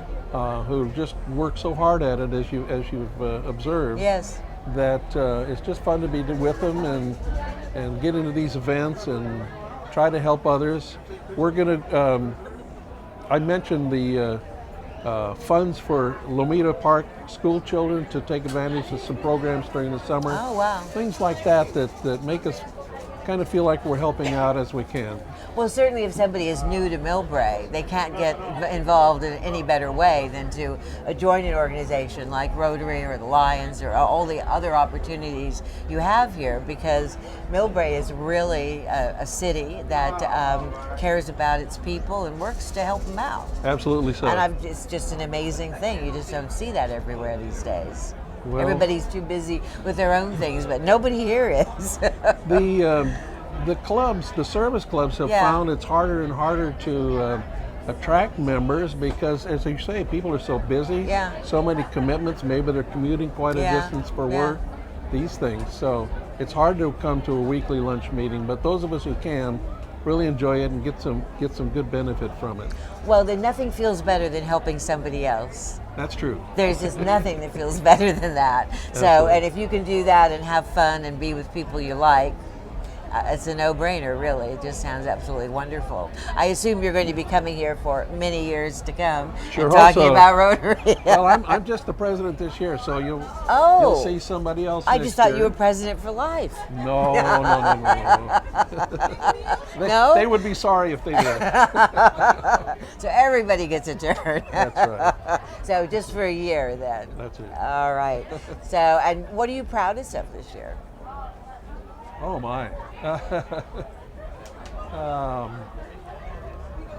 Well, going back a couple of years, we all worked together to help get the Millbrae Community Youth Center up and running. That's right. I remember. Used to be that. an Yes. abandoned yes, old log cabin Now it's scout fabulous. house. Yeah. It's being put to very good purpose now. Nice. So nice. we're very grateful for that. The Boys and Girls Clubs run a terrific program there now, and Perfect. a lot of young people can take advantage of that. So we played a role in that. Good. Well, once again, everybody plays a role in doing all these things. That's right. And now, of course, Top Priority Community Center get that back on That's its right. feet. So that's obviously where most of your efforts and money are probably going to go. And this event for this is when now? It's Saturday, October the 29th. The run starts at 8:30 in the morning. Okay. People can sign up the day before, and they can also sign up online. The website should be up and running very soon. And what is the website? I couldn't tell you. Rotary.com, I would imagine, or Rotary.org. No, the 5K run will have its own. Oh, we'll have its own. All right, great. Well, I'm sure we'll flash that later. Now, we have something special coming up. We have Rod Passion, who's running for president. Isn't everybody these days? I think we're going to check him out next. Thanks again for all of your Always nice time to and see help. you. Always nice to see Thanks, you, Robert. Victoria. Bye-bye. Bye now.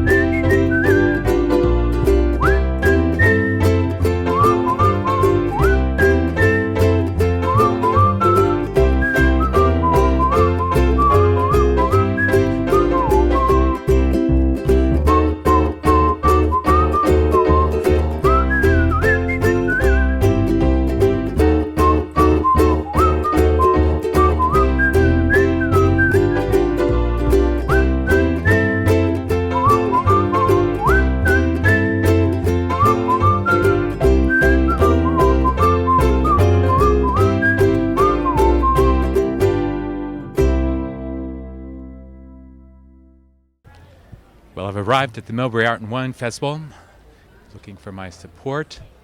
But right here, I want to showcase the Millbrae wall. This wall is at the beginning stages. It's going to get bigger. The balance is rock, but the rest will be edible. One of my platforms. And you can see how well it's working already. And rest assured that I know there's been concerns locally about the cost of this wall, but rest assured Burlingame will pay for this wall. Now I'm off to look for my support. Hello again, we're here at the Millbrae voter registration booth, and I'm just here to gather more support. I don't know if you've heard about my platform myself. I'm Rod Passion, running under the Millbrae Community Party for President of the United States. And one of my platforms is 2 Saturdays. I mean, would it be an 8-day week? Monday, Tuesday, Wednesday, Thursday, Friday, Saturday, Sunday. And what do you think about that idea? It sounds pretty strange to me. In fact, so you mean 8 days, okay? Yeah, well, you know, messing with the calendar hasn't worked in the past. The French Revolution, they tried it. In the Russian Revolution, they tried it, and it failed both times. So I don't think you have much prospect for success. So the French and the Russians are with us, and I want to thank you for your support. Well, you're welcome, but I'm voting for Hillary. Sorry. Oh, thank you again. We're here at the Chamber of Commerce gathering where they hand out water manned by the Leos, and this is important for the youth vote. I just want to explain to you my platform, some of my platform. One is science-based. Every classroom, once I'm elected, will have in it an espresso machine and sedatives. Espresso for the students, sedatives for the teachers. Science proves students behave better animated, and teachers teach much better under sedatives. What do you think about that? Yeah! Yeah, okay. And I haven't even told you a 2 Saturday weekend. Hey, 2 Saturday weekend. What do you think about that? Yeah! Okay, okay. Can I count on your vote? 4 years. I'll see you in 4 years. Right. Thank you very much. Thank you.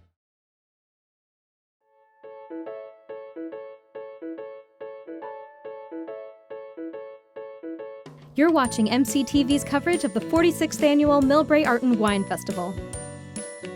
MCTV would like to thank the following for their generous support of this program: the City of Millbrae, the Millbrae Chamber of Commerce, Millbrae Lions, and Rotary.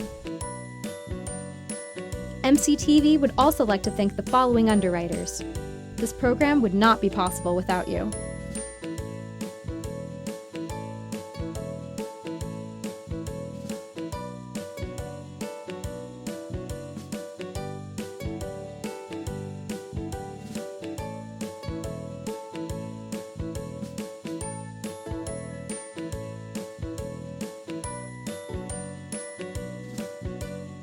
A special thanks to our in-kind donors.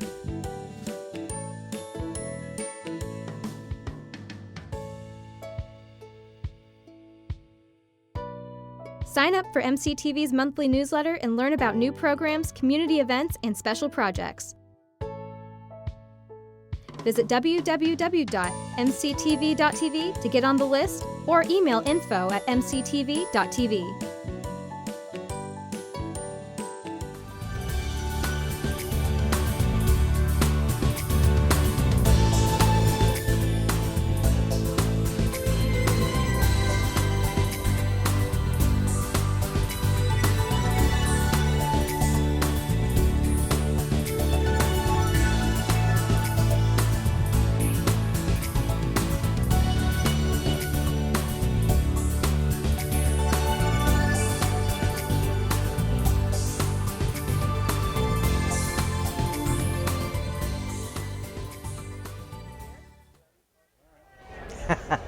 Victoria Hunter here for the Millbrae Art and Wine Festival, and I wanted to remind you about Live Wall. This is a very cool thing we're doing this year because we are taking tweets and Facebook posts and Instagrams, and we're posting them on a live wall of all of the things going on around the Millbrae Art and Wine Festival in real time. So if you have a comment to make, if you have something you want to say about it, go online and do it. And we'll be showing some of those as we go go through the day.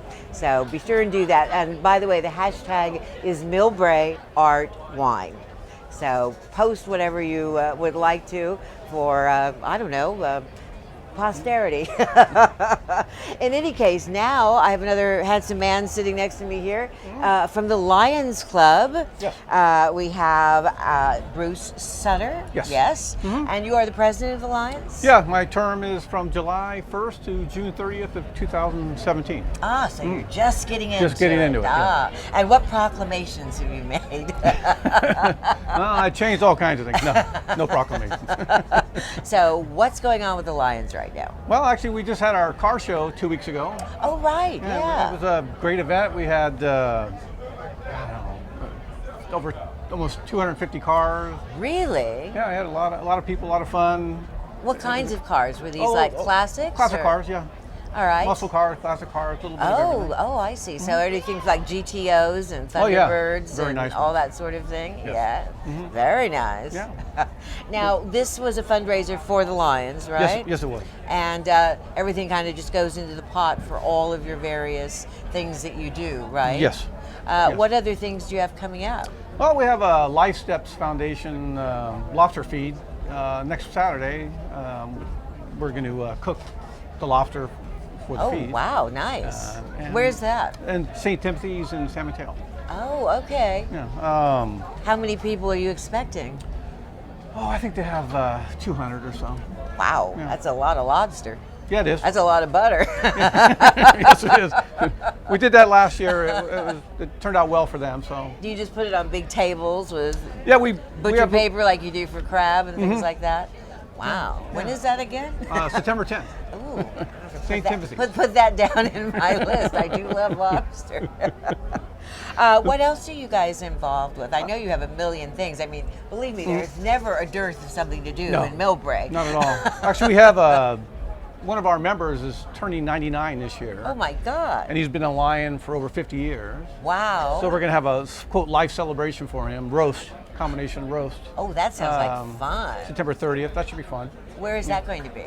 The Basque Cultural Center in South San Francisco. Oh, right. So is it going to be like a dinner? And Yeah, it'll be a dinner. And a roast, Yeah, kind a of little roast. thing. Yeah. Oh, great. He's a great guy. He still comes to all the meetings. Great. He's a great guy. Have you written your script yet? No, I'm working on that. See how far over you can get. Yeah, we have a joke writer for that. You have a joke writer. All right. That's what I need. I need a joke writer.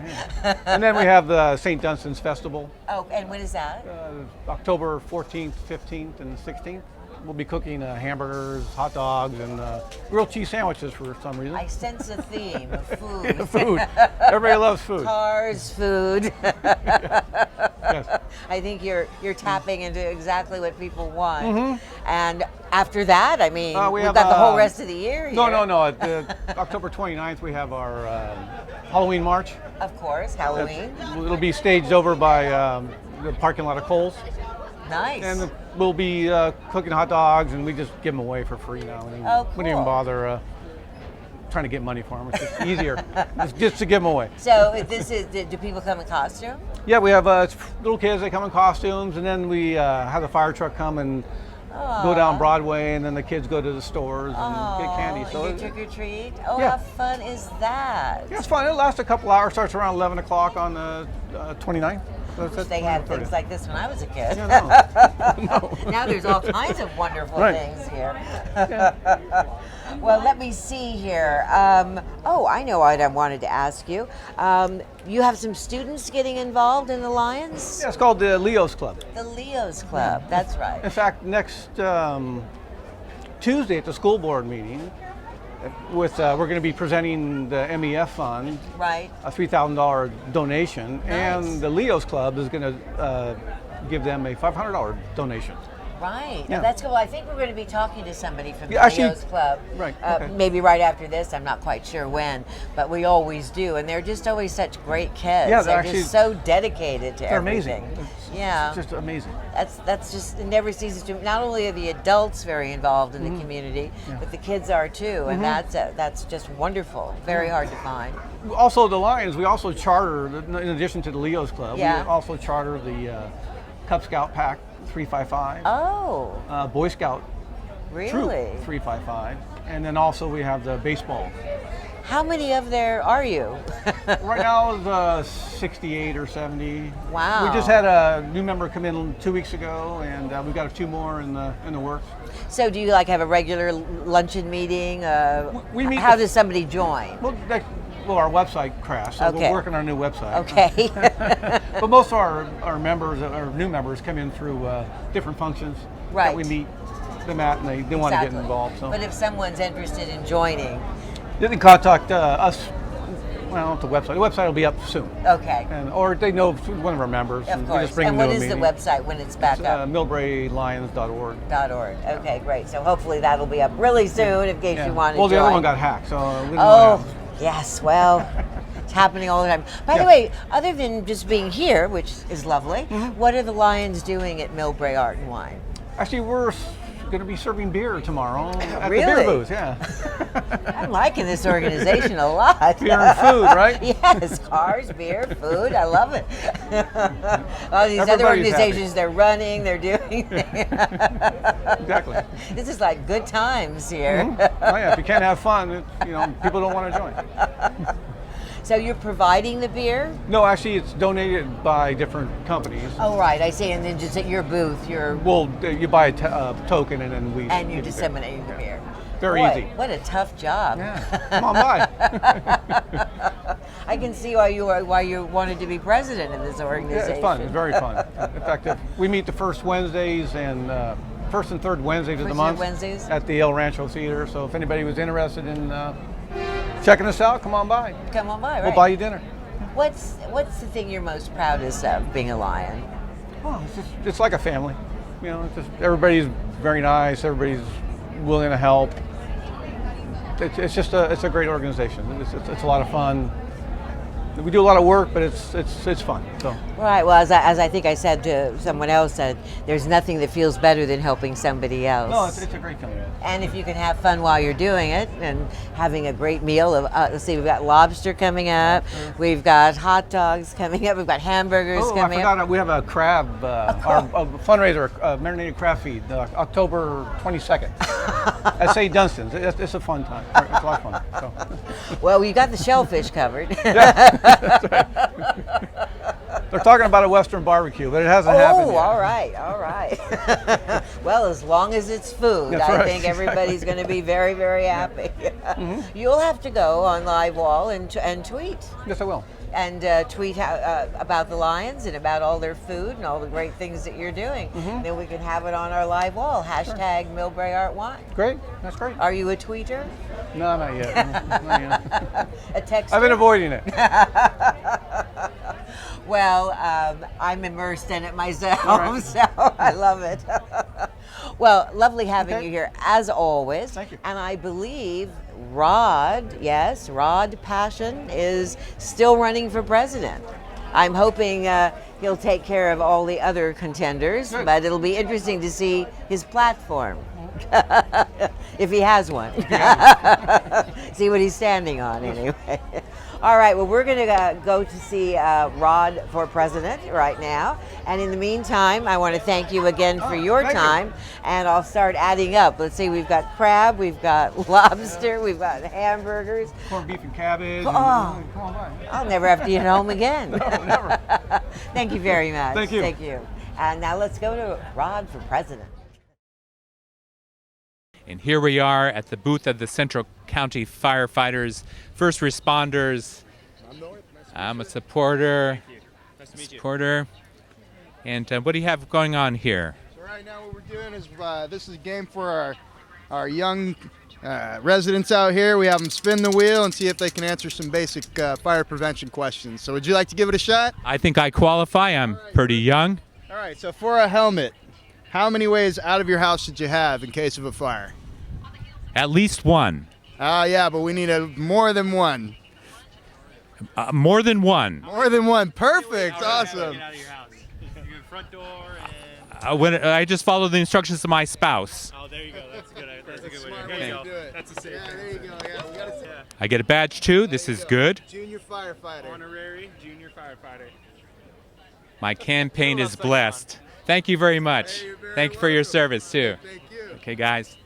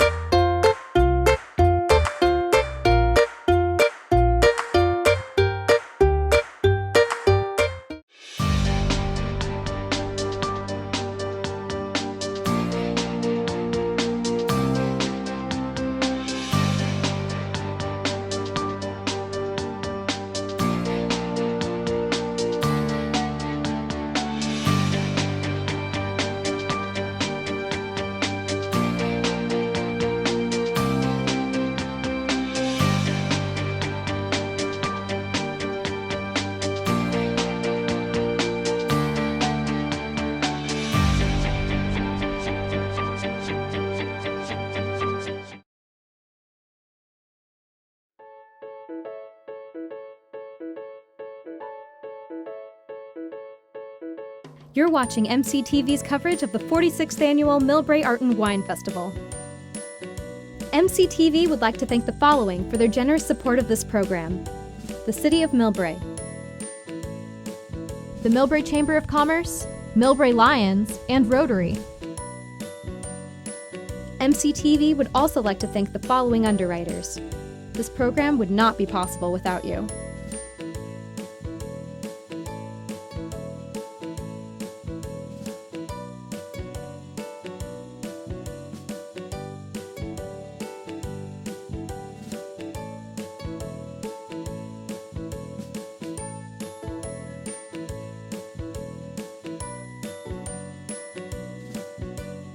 A special thanks to our in-kind donors.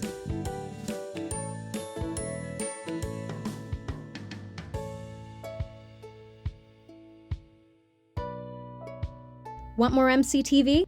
Follow us on Nextdoor, Facebook, Twitter, and Instagram. You'll get a first look at original MCTV content, community updates, and more.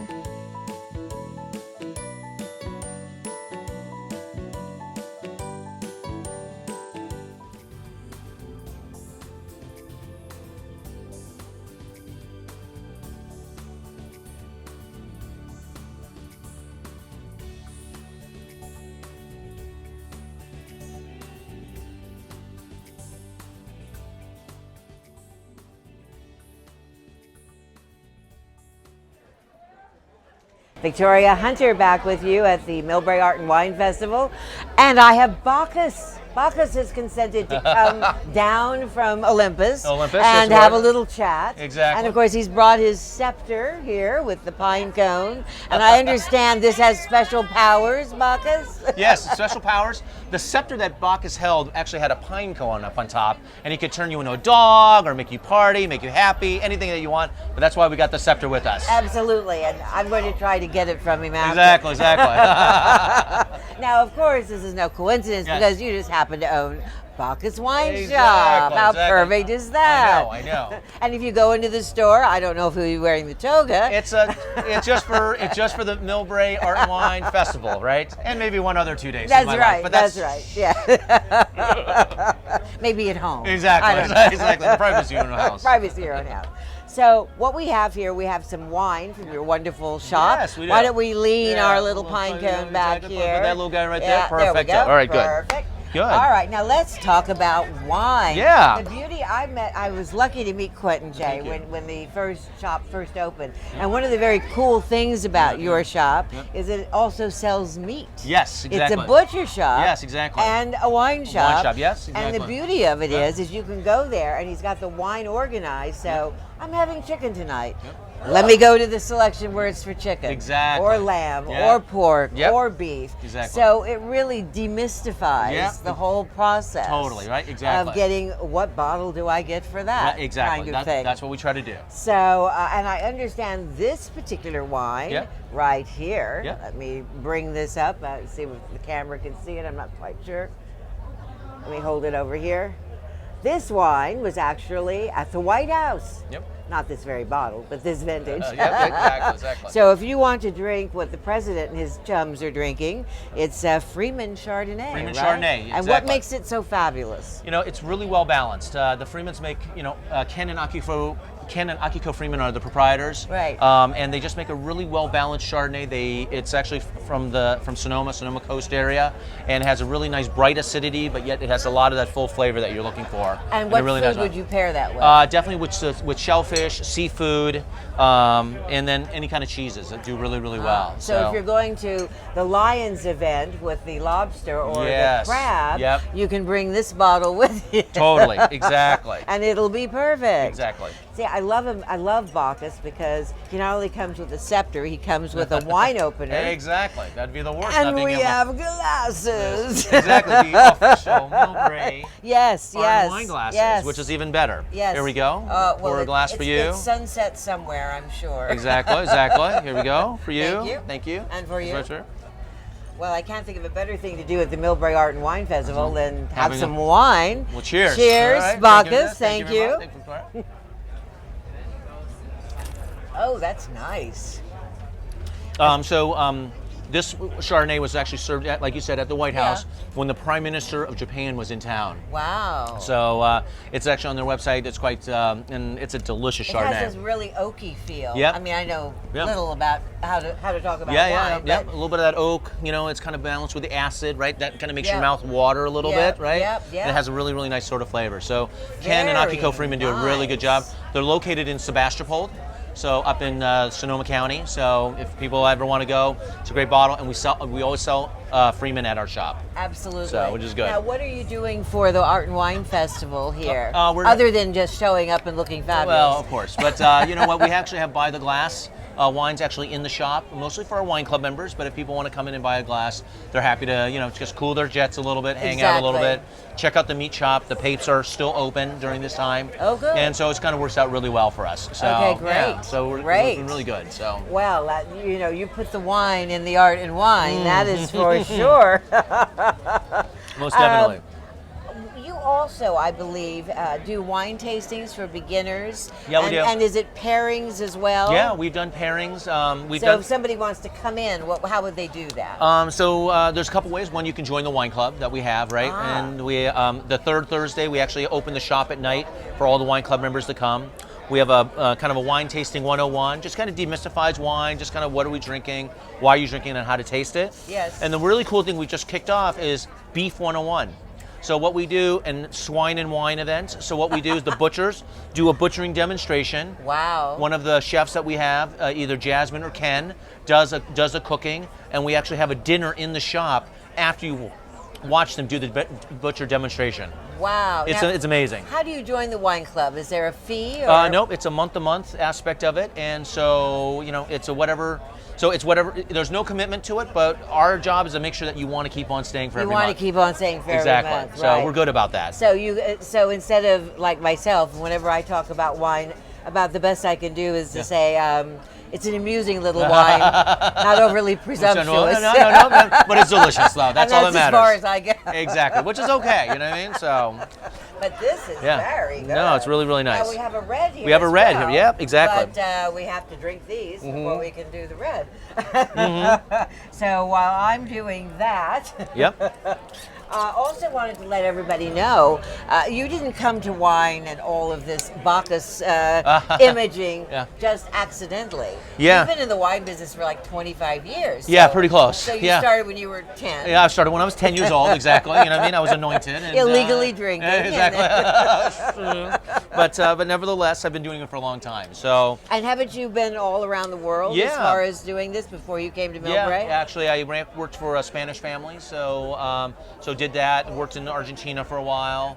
Spent a little time in Spain and everything else. So right. Yeah, so it's been really interesting. But Millbrae's home now, and the shop's doing really well, and everyone in the community has been really kind of has really embraced us. I think these little bugs want this wine. I know. You know what? Those bugs aren't stupid either. This is tasty. This is not bad wine either.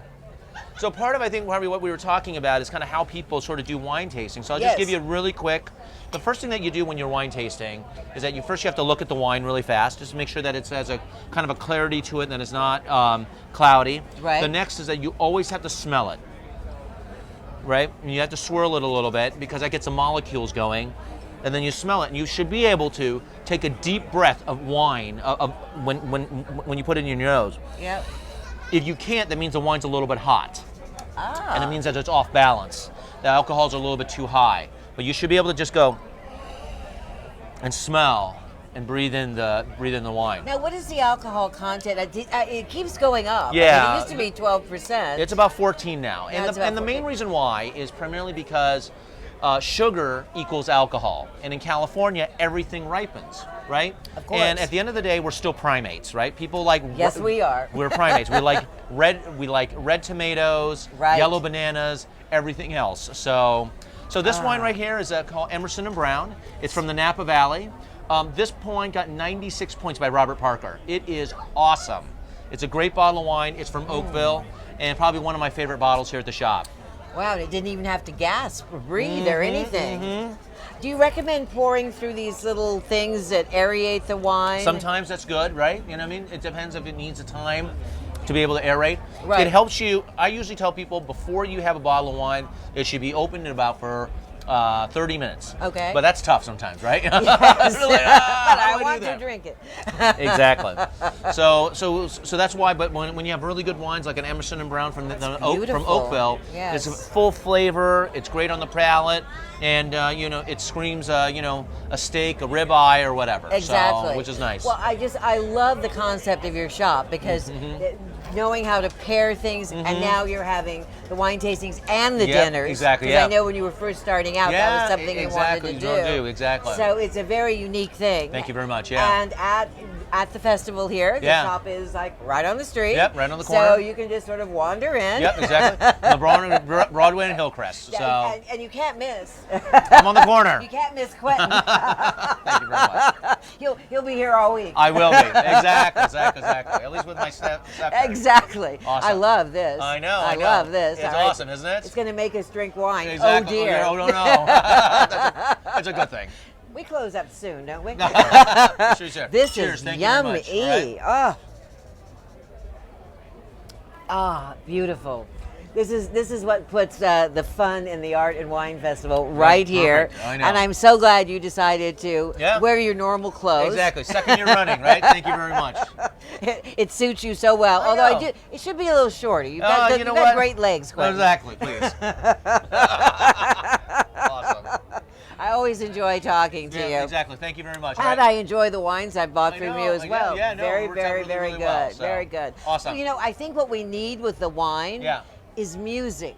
All right. What do you think? I'm down for it. There's a group called Heartstrings, which we're going to see. Oh, wow. And it's Italian. Go figure, exactly. right? I love it. Mandolins, Right.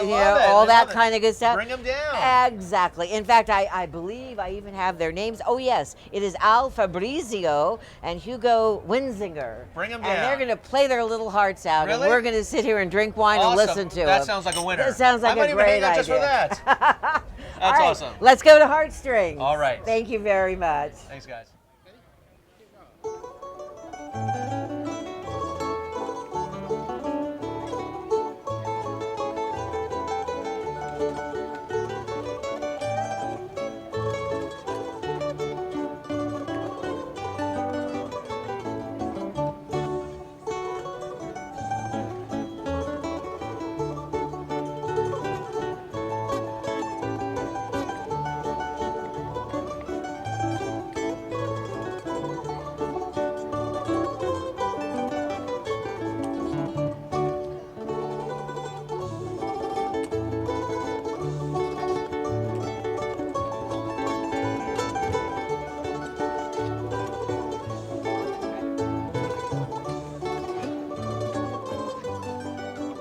Hello everybody, I'm here with the Heartstrings duo. I'm here with Hugo and I'm here with Al.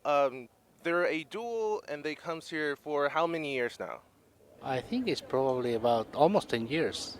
10 years, wow. That's okay, so Al, how long have you guys been a duo for? Well, we've been doing this about 20 years. 20 years. Maybe a little longer. Huh? Well, we've been playing longer, and we've been in business, so to speak, for 20 years since 1996. Wow. And then, but we were playing before for fun, and we started doing this because we saw some people were interested in our music, and they want to copy. Remember cassettes? Yeah, Yeah, I they want remember those days. Tell us about the band now. About the Heartstrings. Oh, Heartstrings. Well, it was first when we first thought of the name. It was a trio because there was another gentleman, a very fine musician, Carlos Lopez, who played with us, but he was more interested in classical music. We were interested in doing all kinds of crazy things, and I really didn't start playing mandolin until I met Hugo. Just about the time he mentioned. I would fool around when I was a kid. My father played mandolin and did a lot of Italian songs. And the reason I really played with that original group was I wanted to capture the songs I grew up with. I started playing guitar when I was around 16. 16, wow, Yeah. that's very impressive. That's a long time ago. Yeah. To get the ladies or? That's exactly what it was all about. And it turned out You being. still get some. Yeah. Well, that girl that I wanted to get didn't happen, but I kept the guitar, so actually it was good.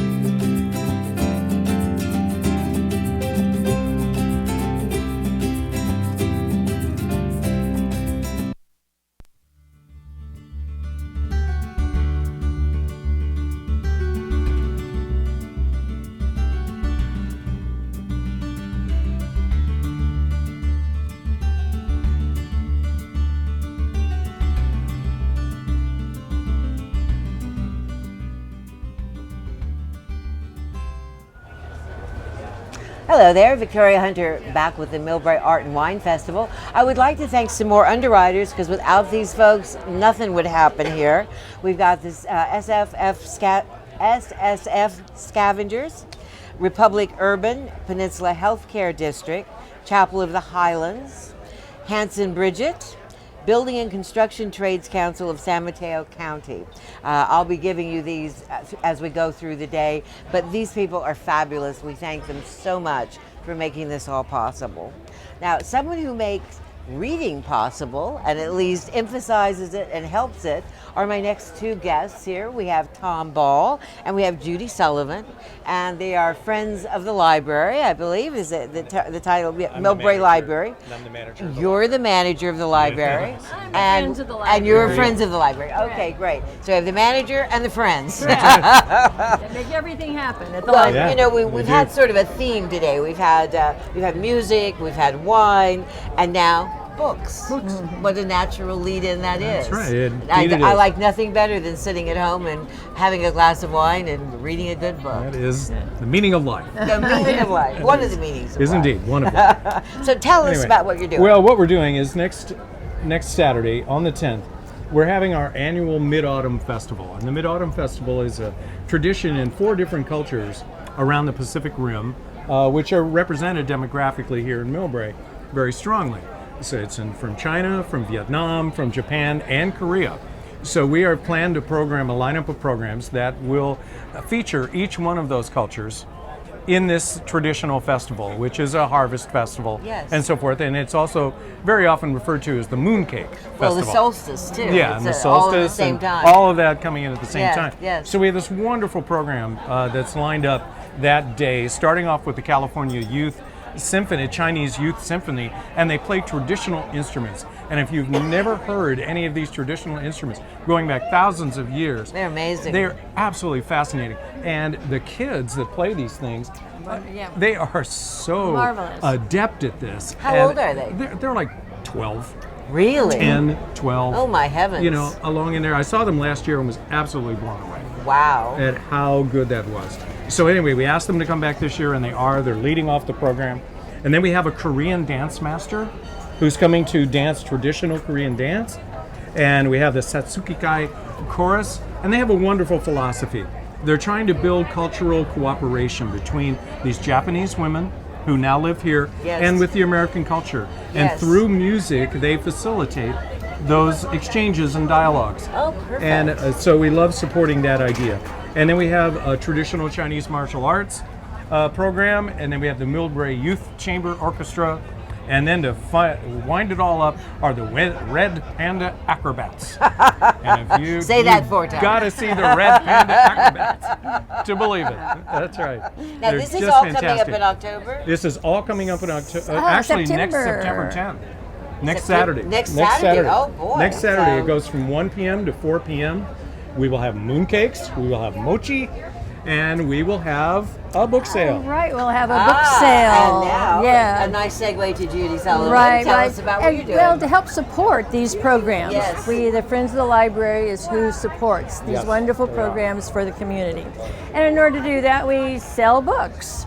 And so from 12 o'clock until 3:30, we will have an Asian book sale. So we'll have Chinese, Japanese, Korean books for both adults and children. So this is a great way that we support these wonderful programs that the library Yeah, I mean, we has. literally could not do any of this without the Friends. Exactly. So the Millbrae Library are having this strong Friends group. And I've been at libraries where we didn't have a strong Friends group. But this one here, it's Millbrae. Of course it has a strong Friends I mean, it's a group. quantum leap in what you can do. Exactly. In what you can do. And this book sale is so important because with kids, it's not so much getting them to read every second of the Right, day. exactly. It's more like have the books in the house. Yes, And exactly. they're not cheap. These ones that they're selling next week are not inexpensive because they're in the original language, they're manufactured in the country of origin. It takes a long time to get over here. It's not easy to get them here. And once they get, and they've been used, then they're donated to the Friends, and then the Friends can sell them.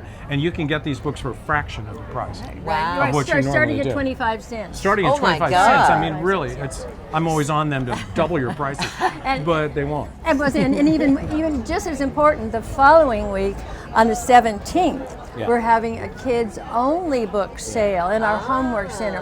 And again, as Tom has explained, it's so important to get the books to the children. Oh, absolutely. And this is also a good opportunity for new classroom teachers to come in. I've talked to a couple Yes, of them. of course. To come in and buy some books that they can have in their classroom.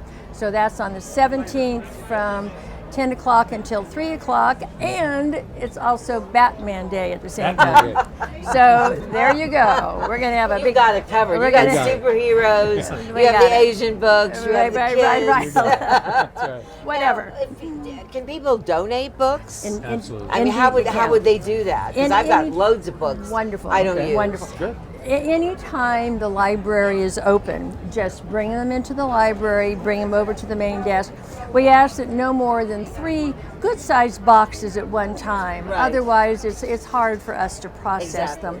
And we have a whole list at the library of things, that they're a certain age, what they are, some that we just can't accept. Do you ever accept business books and things Depending like that? on how old. Anything, business books and health books, once they get more than like 3 or 4 years old, they become out of date. Exactly. Well, actually, the way things are moving, it's more like, what time is it? Well, that's it exactly. Something on the stock market from 2008 is not going to work. Exactly. So you can always check. We have a whole list at the library Yes. of what is acceptable and what is not. Well, I keep waiting for hot bread sundaes to be health foods, and I'm surely, eventually, right. somewhere along the line, it's going to be a health food. How long have you been at the library? I have been with this library for 2 years.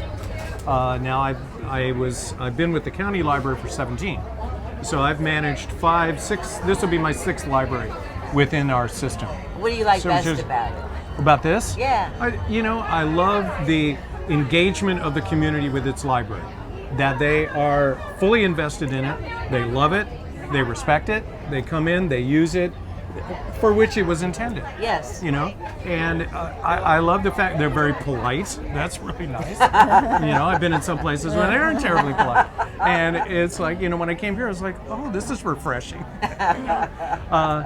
And it's just a great community. And like Judy is perfectly representative of kind of the volunteerism that permeates the culture of this community. Oh, absolutely. And, I keep saying it, but Millbrae is a place where everybody pitches in, and it doesn't matter what their particular likes are. Yeah. They just throw down and help support, whether it's kids or students or library or whatever it is. The community is very involved. That must be very satisfying for you It guys. is. Plus, we got the new library made. Built. That's right. We were back starting the Friends of the Library. We're way Yes, back. that's right. When we got a bond issue for the city, got the new library made, and started this wonderful library that is so used by the community. Yeah.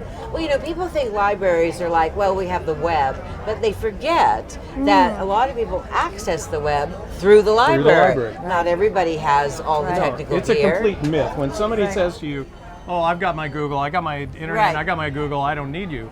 It's like, well, good luck with that. Yes, you do. Good luck with that. Because, our business is to not only collate information, but to evaluate it. Exactly. And you can do a Google search, get 2 billion hits, and spend the next 4 hours trying to find something you need, or you can come to the library and we can get it for you in 5 minutes. That's right. So, and just navigating the whole thing. We have a lot of people that are retraining their skill Yes, sets. of course. And they don't use computers, so we have the No. computer classes. We're there to help you in whatever you need to do. More than likely, we've got some program that will meet that need. Absolutely. And if we don't have it, then we'll develop it. Well, libraries to me are like the core heart of a community. I agree. Because that's where you go to after school to do homework. Yep. That's where you go to read the books that maybe not everybody wants you to read, but you want to explore and you want to learn about something. Yeah. The library is like Google that you can touch. Yes. Yeah. Wow, how nicely said. You know? I like that. Google that you can Google touch. you You can can get touch. your I love hands that. on. You can read. And there's very few things that more satisfying than a good book. Yeah, there aren't. My only problem problem with reading is that I tend to want to finish the whole book, and when it's this big, it means like, well, tomorrow, because I can't put it down.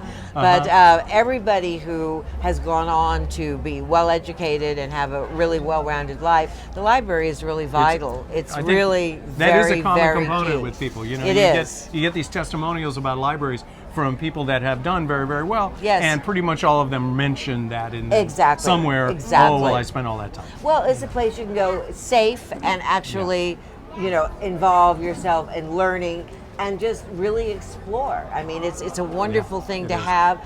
I loved it as a kid. I'm so glad it's still around for other kids and other grown-up kids. So I've loved chatting with you. I think next we're going to take a short break. We'll be back in 20 minutes. We're going to go to the Stompy Jones Band for a little rock and roll. In the meantime, thank you for all you do. It is so vital and so important. Thank you for this Thank you opportunity. again. All Oh, my pleasure. My absolute pleasure. Jones, we got a program of a lot of old, and some even older material for you today. Okay, so check this out. This is the saxophone meets the boogie woogie. This is called the Saxa-Woogie.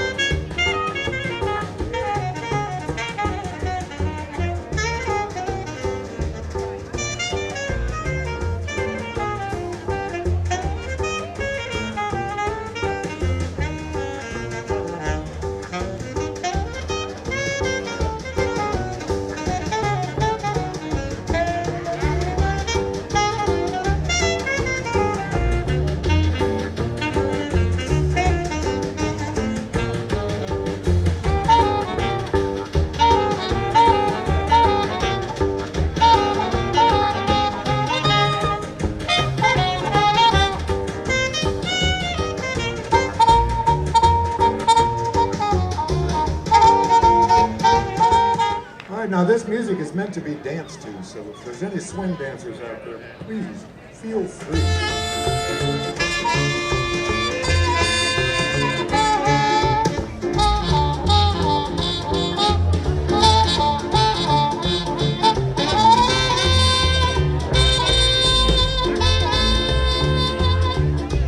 Heading for the station with the pack on my back.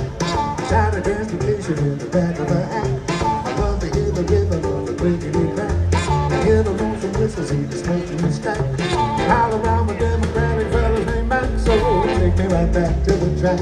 Jack, choo choo, choo choo, choo-boogie, woo woo, woo woo, choo-boogie, choo choo, choo choo, choo-boogie. Take me right back to the track. Jack.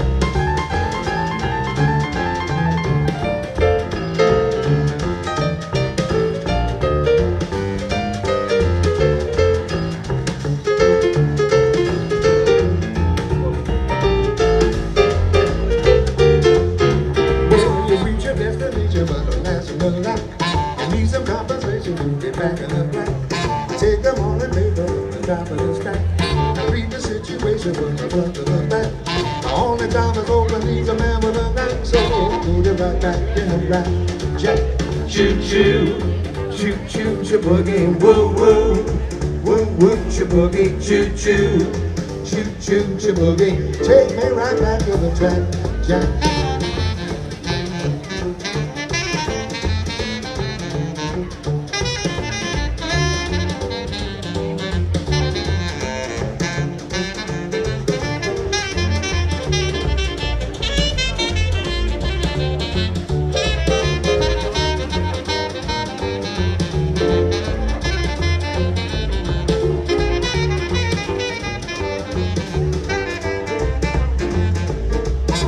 Settle down beside a railroad track. I did a life of body in a beat down the shack.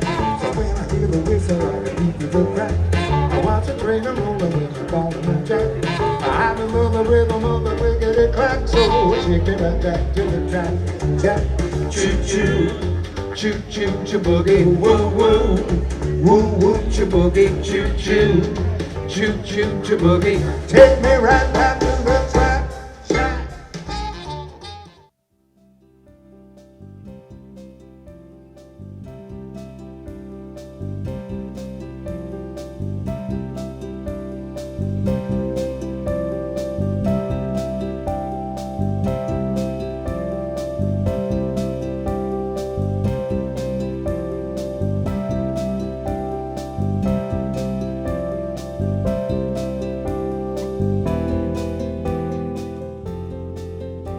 Hi, my name is Lynn Ferrario, and I'm a Millbrae Community Foundation board member. And I am Dan Lawson, also an MCF board member.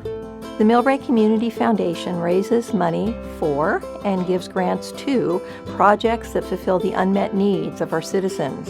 Residents experienced a mix of emotions. Sadness at seeing the place where so many memories were made was gone, but also a feeling of hope that from the destruction would come opportunity. The Community Center, also known to many longtime residents as the Rec Center, was a hub of activity for 50 years. Thousands of kids took classes and spent summers at the Rec. Unknown numbers of folks danced their way to fitness and jazzercise and Zumba classes. Seniors gathered for birthday celebrations, fashion shows, and good times. Many kids in Millbrae started their education at preschool, and many advanced their educations in after-school programs. The giving spirit of Millbrae was present at food distribution programs, and residents expressed their creativity in art classes and honed their skills with tennis lessons. While these and other activities have moved to new locations for now, we know we will see them and hopefully more return to a new community center in the future. As early as the day of the fire, many people in town were asking, "How can I help?" In response, the Millbrae Community Foundation created a special fund for donations. While insurance will provide much of the funding for rebuilding, the community has already expressed a desire to not just replace, but to enhance the facility. More funds will be needed to make that a reality. Donations can be sent to the Millbrae Community Foundation, or MCF, at P.O. Box 1612 in Millbrae, or made online at millbraefoundation.org. Please note, the donation is for the Community Center Fund. Moving forward, the residents of Millbrae will continue to work together to revive our community hub and build a new community center.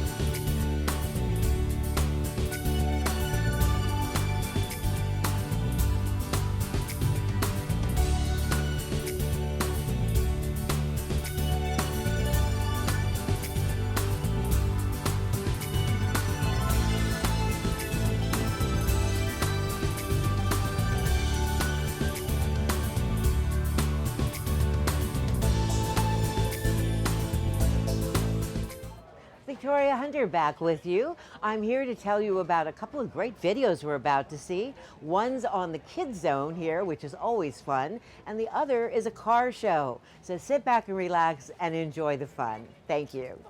5, 4, 3, 2, 1, and out.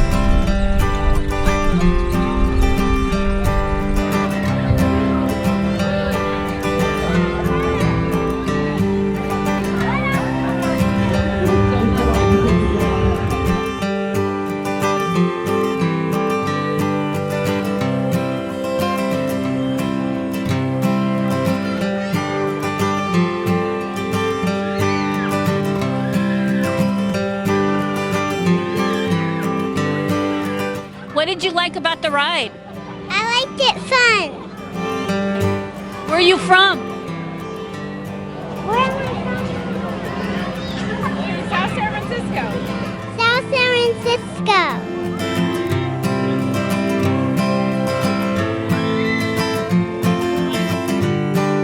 It's scary. It gives me butterflies in my tummy, kinda.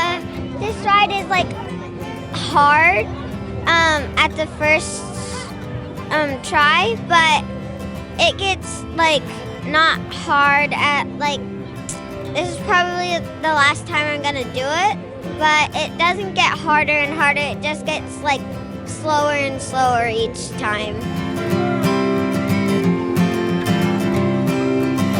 I wanted to get cotton candy.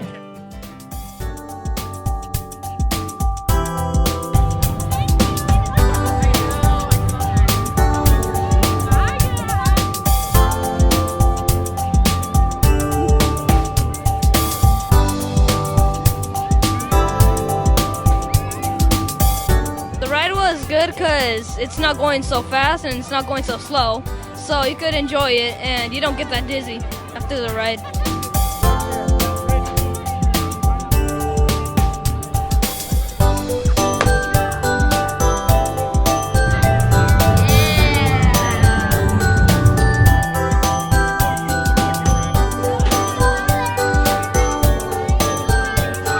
It's nice. I like the food.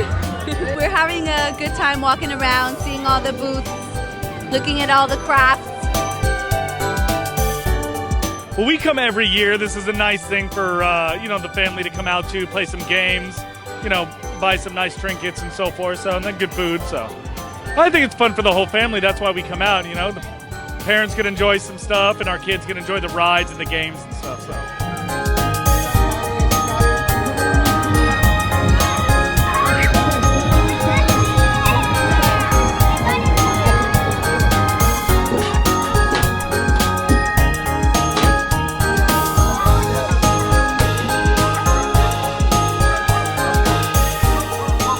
What I like about this place is that they decorate very well, and there's a lot of fun rides for kids and for adults that you could choose from.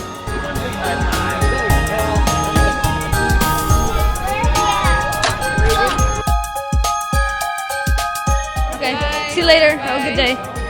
Bye. We love Millbrae Art and Wine Festival. Bye.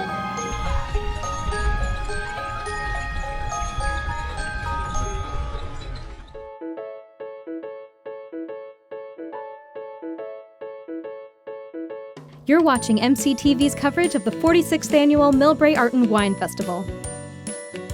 MCTV would like to thank the following for their generous support of this program: the City of Millbrae, the Millbrae Chamber of Commerce, Millbrae Lions, and Rotary. MCTV would also like to thank the following underwriters. This program would not be possible without you.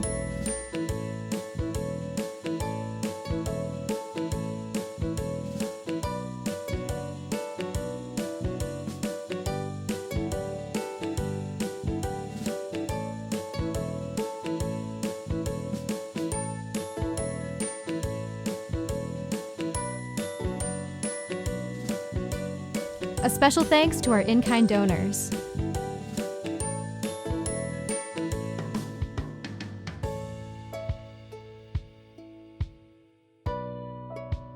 Want more MCTV? Follow us on Nextdoor, Facebook, Twitter, and Instagram. You'll get a first look at original MCTV content, community updates, and more.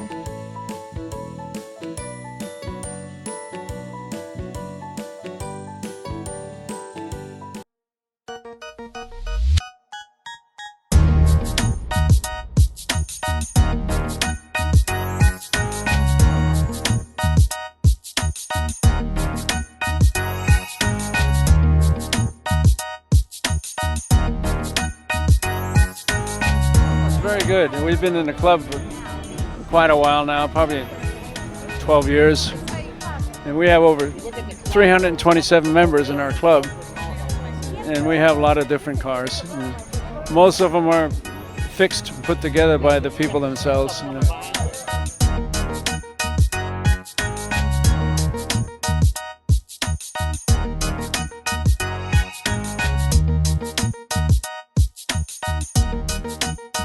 What sparked your interest in classic cars? It's a piece of the past and reminds me of better times. I see. Do you have a favorite of all these on display? Haven't seen all of them, but the one over there. Oh, cool. Yeah.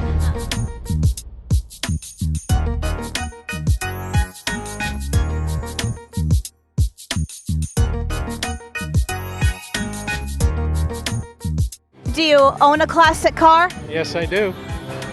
57 Chevy and a 55 Chevy. I see. Do you collect classic car models for a hobby? Yes, I do. Do you have a favorite classic car? Yeah, the Chevys and the Fords too. I see. So those are the ones that you would take out for a spin of all the classic cars? Oh yeah. This one mostly. I see. The one I picked to go out for a spin is the red Thunderbird. Red is my favorite color, and I like how Thunderbirds are shaped. Do you attend this festival every year? I've been here every year. Yes, I have. I see. This is my first time at this festival, and I'm having lots of fun. What's it like being a part of this festival? Oh, I love it. Love the people. Love the car club.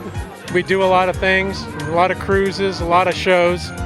So yeah, it's fun. This is one of the better shows of the peninsula.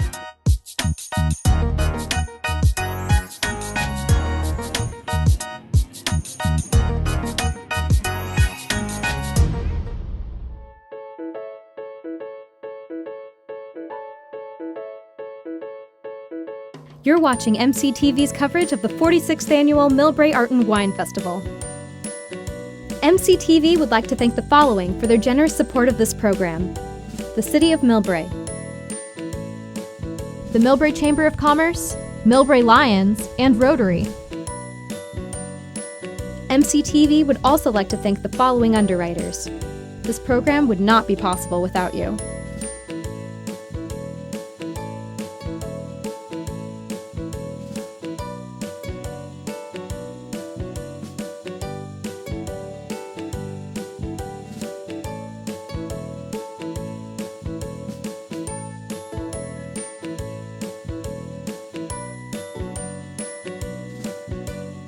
A special thanks to our in-kind donors.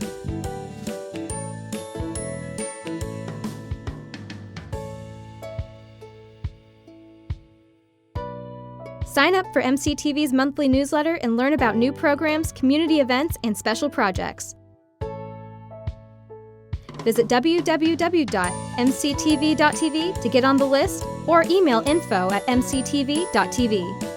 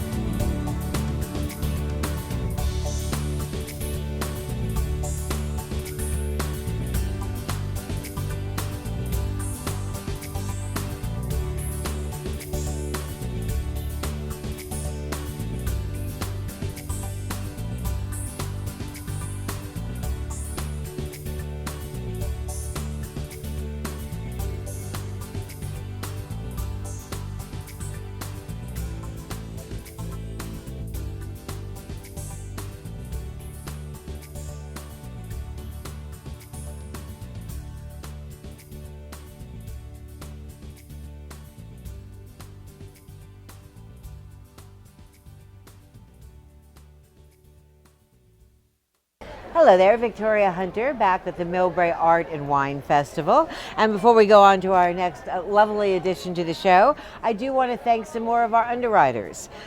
We also have Bronzini Dental, we have 16 Mile House, Millwood Inn and Suites, Best Western El Rancho, and SIS Insurance. All of these people make this whole thing possible. We also have some in-kind donors who've donated foods like Leandro's Italian Deli and Cafe, and we'll talk about more of them next time. Right now, we have the Man and the Woman of the Year coming up, interestingly enough, and we have Mary Vella Tressler to tell us all about it. Yes. So, who is it this year and Well, what's this going year, on? I'm honored to announce the winners. Yes. And we have Calvin Chin, Yes. who's with the Millbrae Lions, Man of the Year, and Doris Morris. She's chair of the Sister Cities Commission. Yes. Yes, and she's been a former mayor, and so she's pretty well known around town. Exactly. Yes. Exactly. And everybody So- does a lot of work around here. That Exactly. is for sure. How do you select the recipients? I mean, Well, what kind of criteria do you use? Well, we have a nomination form, and first of all, they need to have live in Millbrae or work in Millbrae, and they need to have done volunteer work, which includes humanitarian, heroic, and charitable for a number of years, not just 1 year. You know. Right. It has to be How for a many number years of do years. most of your recipients have they been in the volunteer work? Oh, they've on an average. I mean, yeah, it's like average. 10 years, I'd say 5 yeah, years. 10, 20, some 30. Wow. Yes. Okay, so 'Cause- this is an award that's not given lightly. Correct. And we have judges that are outside of the community. They do not know the nominees. Okay. And they're picked, just by the what they see on the nomination form. Right. That's very important that when they fill out this nomination form, that it's done precisely the way they're directed to do on the form. Exactly, yes. Like yes. it- When all else fails, Yeah. fill out the form correctly. Right. So the event is going to be Friday evening, October 21st, at the Green Hills Country Club. Oh, Green Hills, that's yes, very and lovely. It's from cocktails begin at 6 and the dinner's at 7.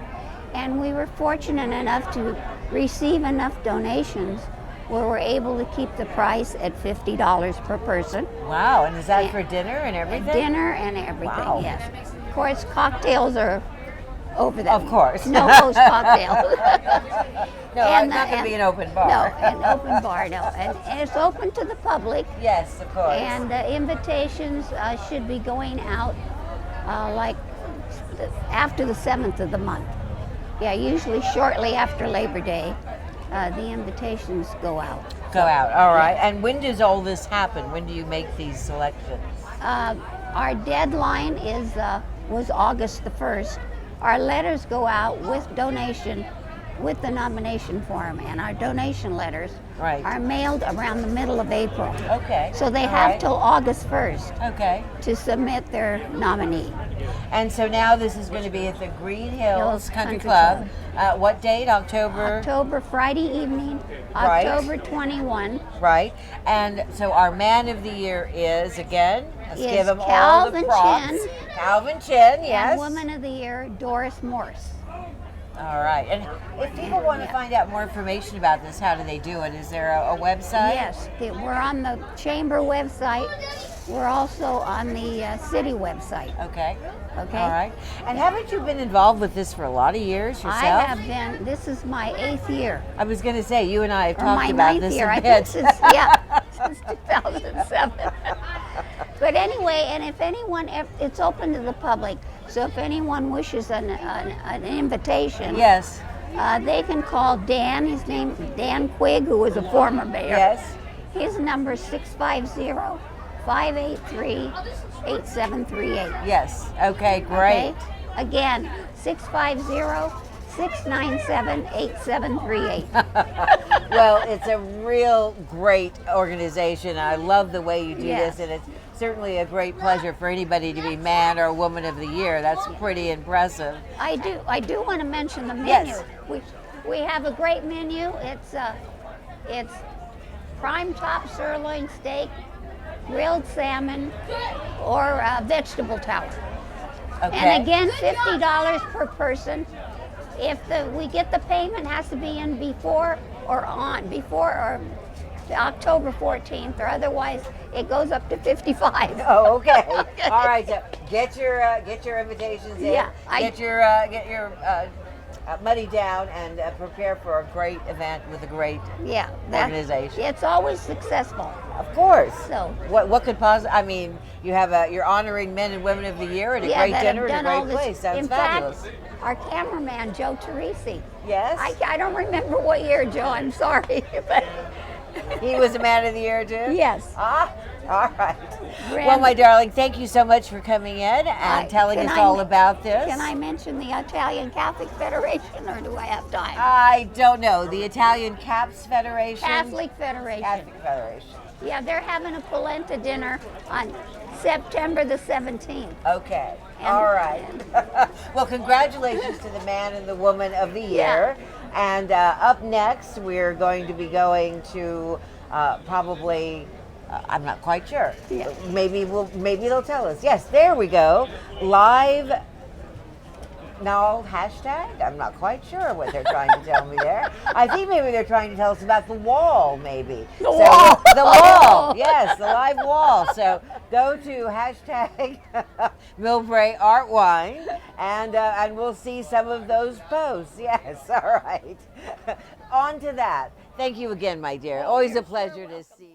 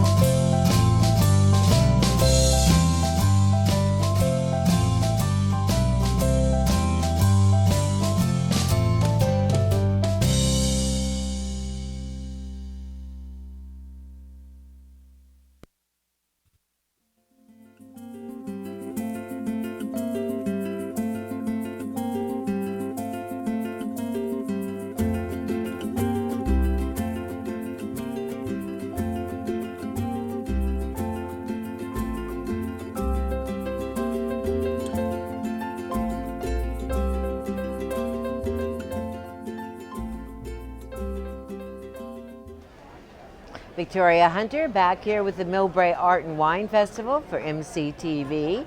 I also want to thank some more in-kind donors.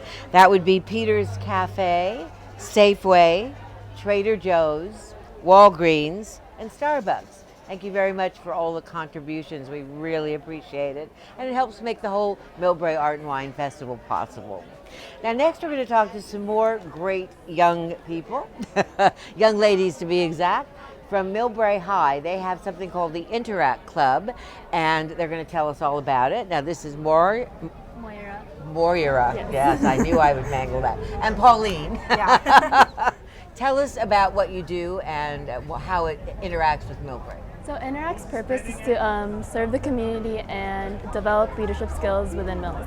So we like to send them on leadership camps and training, and also let them get involved with service opportunities. Okay, so this is a high school organization that interacts with the community and allows kids going to school to do things within the community. Yeah. Do you do it with specific groups like the Lions or the Rotary or anything? So we're under Rotary International. Rotary, okay. Yeah. And so we have the high school level and we also have a district level. Right. And we come together, like all clubs from other high schools to interact, involved. They go to this thing called Fall Leadership Conference and Spring Leadership Conference, and they get training for leadership skills like that. And they also have things like Jefferson Awards training, which is also another training program as well. Okay, so it keeps you pretty busy. I mean, you have your school and your homework and every other thing as well. Now, what are you juniors, seniors? What are you in school? We're both juniors. You're both juniors, okay. So this is a time when you get a lot of involvement. What have you been doing lately? I mean, give us an example of how this might work. So last month, in July, we did the Relay for Life. Ah, yes, of course, yes. And the Mills High Tract Board was actually a part of the Luminaria Committee. Ah. So we had that in July, and then we also volunteered today. We have our own booth at Art and Wine as well. So if you want to come by and buy drinks from us. Great, great. So they have their own booth here. Yeah. That's wonderful. Now, are there any other events? I want to double check here and make sure that you guys are involved with. There's a kids' carnival. Now, when is that? Or has that just happened? It's in October during Halloween, so kids are able to play games and get free cotton candy at Millbrae Rotary Park during Halloween time. Is this in association with another organization, or is this Rotary once again? We work with Rotary. You work with Rotary, okay. So instead of like the Leos, this is sort of a younger version of Rotary from Mills High, and then all the other high schools have their own groups as well for Interact, right? Yeah. Oh, great. And is it something you do all 4 years of your high school, or just some? So far, we've been doing it for the past 3 years, since freshman year. Now, what do you do specifically with them? Do you run some of the events for the kids at the carnival? Yeah, we have face painting booths, we have games, we have food, and a lot of fun stuff. Yeah. And so you interact with the Rotary to set these things up and work them during the day that these things happen as well. Okay, great. So I would assume then you're on path to be a Rotary member when you get older, right? Yeah. I guess, yeah. What is the minimum age for Rotary? I don't even know. I guess any age. Any age? Yeah. Oh, well, fabulous then. I didn't realize if there was a younger group. What do you like most about this particular organization? Just being able to give back to the community, and also to bond with other people, different ages, and to see you're helping someone make their day just by volunteering. Yes, of course. Now, obviously, you're planning to go to college. You have that all sorted out?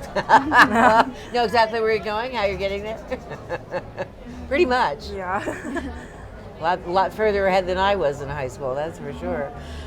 As I said, Millbrae is just a great area because everybody contributes, and generally high schoolers are thought to be most self-absorbed with their own concerns. So it's nice to see kids who really want to interact with the community and have fun, and that's sort of the point, isn't it? So, do you have any other things that you have you do with the festival, or any other events? Just volunteering and in general. Yeah. So with all these other things that are happening, the Relay for Life and all these other things we've been talking about today, you guys would interact with those as well and help out. Great. Wonderful. Millbrae's a great place. Yeah. How long do you plan on doing this? You're going to do it all 4 years of school? Next year we're going to serve as board members, so we're still helping out with running the club. Great. One other thing I was wondering, how many of there are you? I mean, how big a part of the high school So is we, involved? in the beginning of the year, we get about 100 to 150 students, and then they come to like meetings on Mondays during lunch, and we like go over what upcoming volunteering events we have, and whoever wants to come, like whoever can contribute, they contribute. All students are welcome to our Yeah. Oh, that's great. Yeah, That's freshman great. to senior, we accept anyone. Yeah. Yes, exactly. We love getting more people. Well, it sounds like a wonderful organization. It's very interesting to me to see how all of these sort of dovetail with the other organizations, so that you get to be part of it, whether you're a kid or whether you're in high school or however far you go. You always have a place to go to be a volunteer and to help the community. Yeah. Which is great. All right, well, it's always a pleasure to meet young people who are motivated and doing good things for the community, but it seems like something that happens a lot here in Millbrae. Yeah. Thank you very much, ladies. I really appreciate your time. I think now we're going to go to see our street talent. Talent on the street. Let's go see that right now. Thank you very much, ladies. It's been a pleasure. Thank you.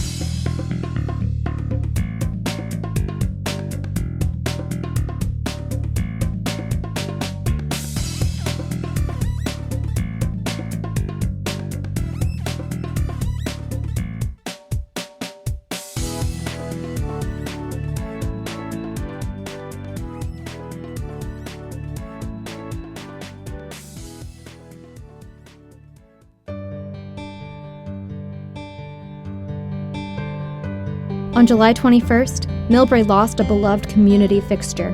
A 4-alarm fire destroyed the Millbrae Community Center, taking away not just a structure, but a common area for events, classes, childcare, and more. Although no one was lost or injured, this has been a devastating blow to many Millbrae citizens who relied on the community center for exercise, enrichment, and even assistance.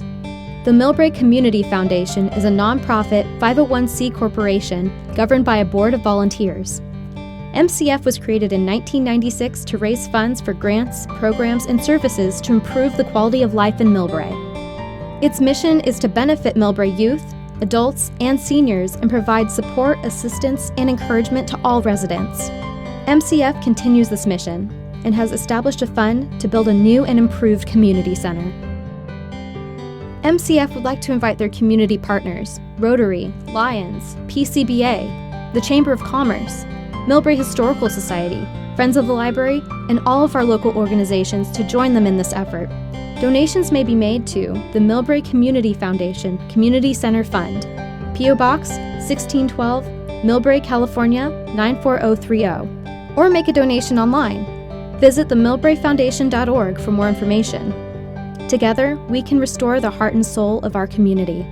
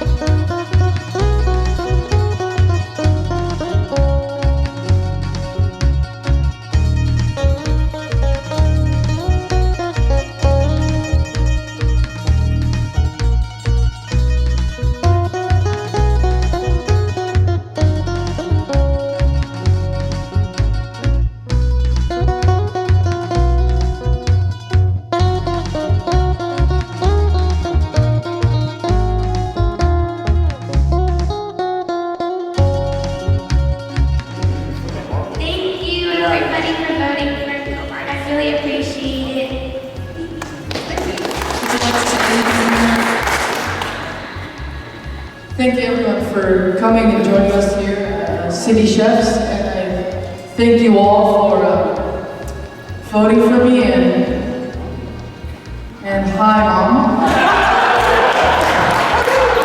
And my mom's here also. Mom, raise your hand. Yeah, that's my mom. She also helped us or my sister helped us also cook in there, and I'm really proud of my mom.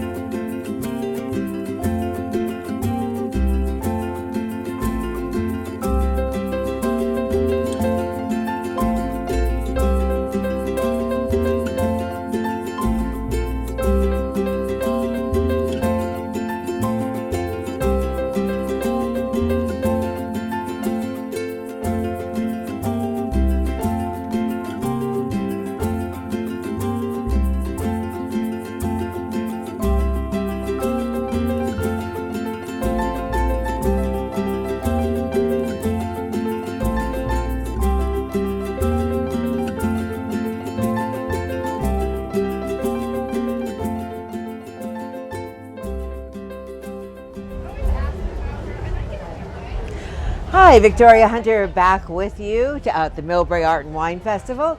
Joe Teresi is what joined me now. You'll notice he has the wonderful MCTV logo t-shirt that very few people have, only the really great people. Now, Joe, I think you are, normally I'm supposed to be speaking to the president, right, of the That's Historical right. Society. I'm here to talk today about the Historical Society. Yes, but yes. in normal years, you talk with our president, John Muniz. And where is he? Well, John's actually doing some research right now, so he's not here. Research on what exactly? Well, I think he's researching the best beach in Hawaii. So he's kind of going from place to place, trying to see who has the best sand. And, I understand. Yeah, it's a rough assignment, but somebody has to do it. You know? Terrible. And so now you're on. Yeah, I got stuck with the assignment, so that's all okay. right. So tell us all about the society and what you've been doing. Well, it's our job to try to capture and cherish and celebrate the history of Millbrae. And we have a couple of museums in town here that we invite people to come and see. We have our Millbrae Museum, which is right across from the library on Poplar Avenue, and it's open every Saturday from 12 noon to 4 p.m. And then over on California Drive, we have our train museum, which is in the old Southern Pacific Depot, and that's on California Drive at Murchison. And that's open Saturdays from 10 a.m. to 2 p.m.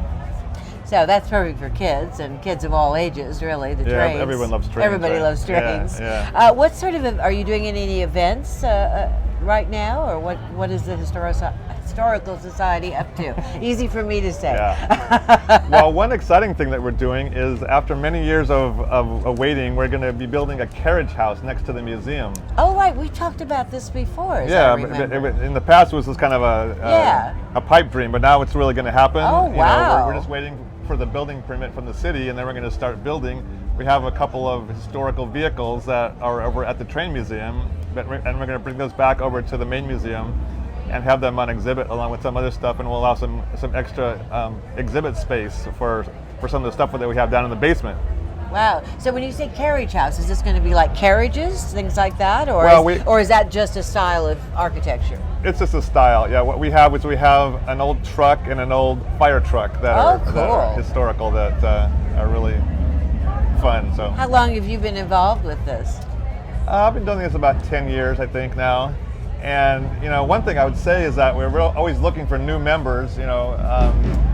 I'm 58 and I'm one of the youngest members, so I think that kind of says something about we need some some new fresh blood in the group. So I would encourage anybody who's interested in history to come and join us. It's only $15 a year, and you can be as involved as you can be. You don't have to spend a lot of time if you don't have it, but we're always interested in having new members and new volunteers for our group. You don't always think of history being made necessarily at Millbrae. But it is. You have the trains, obviously, and what other sorts of things about Millbrae does the Historical Society promote? Well, like you said, it's not like ancient history, obviously, right, but it goes back to the time when this used to be, mostly just a dairy farm for the Mills family. Oh, I didn't know that. It's called Millbrae for Mills. A mill is named after Darius Ogden Mills, who had his homestead here, and Bray means hilly meadow. So I did not know that. He had a bunch of cows here and had a dairy, and those were the early days of Millbrae. And so we have lots of photos and stories from those old times up to the present. Well, evidently they saved stuff as well. So you have old carriages and you have old fire trucks, as you said, trains and things like that. Yeah. Now this is located in town. Once again, tell us all again where this is going to be, the carriage house. Well, the carriage house is going to be right next to the museum. Okay, perfect. Over across from the library, and we hope to get under construction in a couple of months. Perfect. How did you guys fund this? We funded it ourselves. How about that? we get money from people from time to time, and we've saved up our money for a while, and this is one of our biggest projects that we've had for a long time. So we're excited about it. How many people are in the society? There's about you need more. It's about 125. Oh, that's substantial. Yeah. So it's good. The other thing that we're doing is we're working with MCTV on the oral history project, where we're capturing people's old memories and stories on video so that we have them, because a lot of the folks that have these old stories are getting up in age, and we want to be sure we capture all their memories. Oh, great! So MCTV is helping you with do the oral history there. They're our partner, right? Oh, great! And actually, one of our most longtime residents of Millbrae, Alma Mazzolo, she just passed away a couple of weeks ago, and she was 95 years old, and she had so many stories. I mean, she was here when there was hardly anything here. Exactly. It's changed so much, and she had lots of stories to share, and we're so glad that we have them captured. That's right. Well, that's the oral tradition is one of the classic American traditions, obviously, of passing information on. Long before we had all of the Wi-Fi and all of the internet and all of that sort of thing. It was just people telling each other about what happened. Right.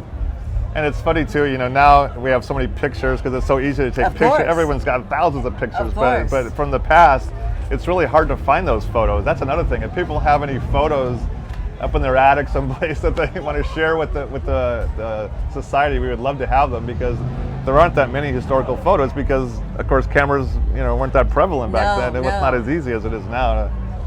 Well, that's a good thing for people clearing out their attics and basements and doing remodeling and stuff, is to look around for that sort of thing, because you never know. I mean, it might be pictures of your family, but it might also have things about Millbrae in it as well, depending on how long ago it was. That's right. Yeah. So. And you've been involved, what, 10 years? Did About you say? 10 years. Yeah. What got you started? Well, I've always just kind of liked history, and so I wanted to get involved, amongst my neighbors and friends here in Millbrae, and that was one of the first things that I volunteered for, was the Historical Society. So, oh, interesting. Yeah. But you volunteer for other things too? Of course you do. Yeah. Bunch of other stuff. Everybody in Millbrae does at least 5 or 6 things, I think. Exactly. Well, it's great talking to you. One other thing I wanted to ask you, on the train museum, how many trains do you have? I've forgotten.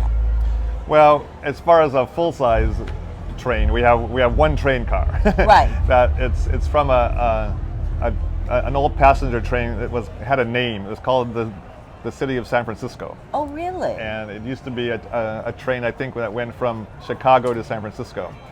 And so we have one of those original rail cars, and then inside the museum we have lots of little, model trains and other photos and parts of trains and train equipment and stuff like that. Okay. Was this a private car that somebody would have hooked onto the train, or is the car just a regular working car? It was a working car. It's like what do they call those? A Pullman car. A Pullman car, of course. A sleeper car, yeah. That's great. Well, of course, now they have BART. A little bit different. Can't sleep on there, though. No, well, no, not easily. How long have you lived in Millbrae?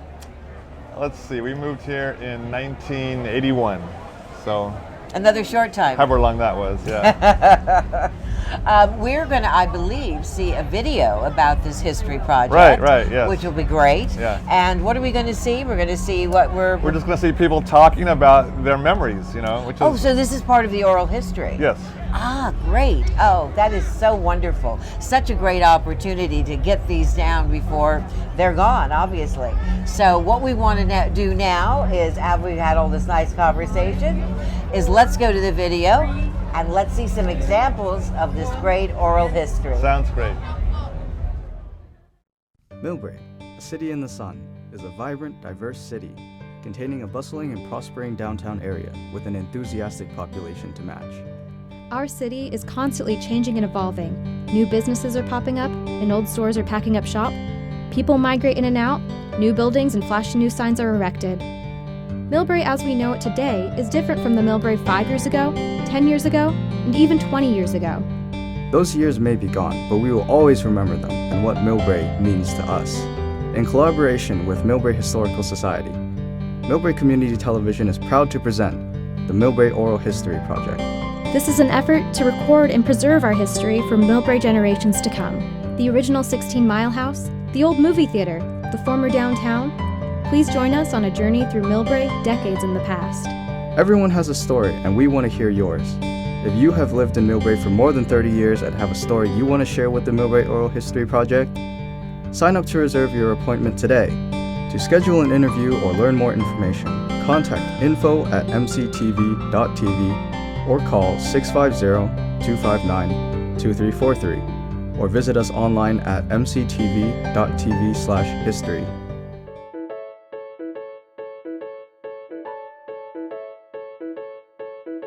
You're watching MCTV's coverage of the 46th Annual Millbrae Art and Wine Festival. MCTV would like to thank the following for their generous support of this program: the City of Millbrae, the Millbrae Chamber of Commerce, Millbrae Lions, and Rotary.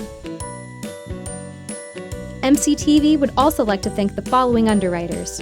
This program would not be possible without you.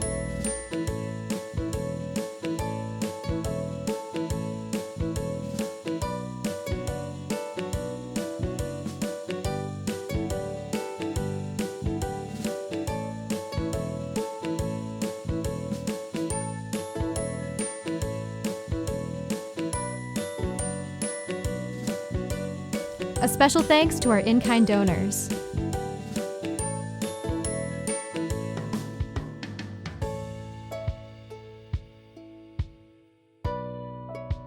Want more MCTV? Follow us on Nextdoor, Facebook, Twitter, and Instagram. You'll get a first look at original MCTV content, community updates, and more.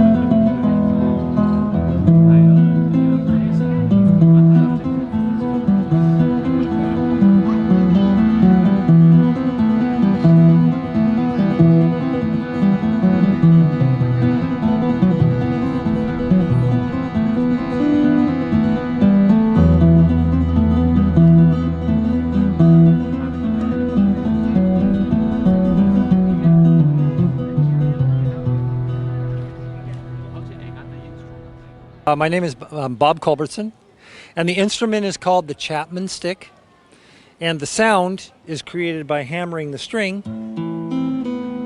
like that.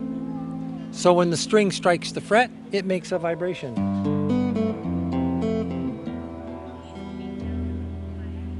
And the instrument's been around since 1974, and the inventor was a guitar player, Emmett Chapman, who invented it. And he figured out you can tap on guitar strings to make the sounds. This is the bass, and this is your guitar over on this side. I do a lot of art festivals, and I like to play for people that come by, and my CDs, you know, so people can purchase them as well, and this is what I do for a living. Yeah.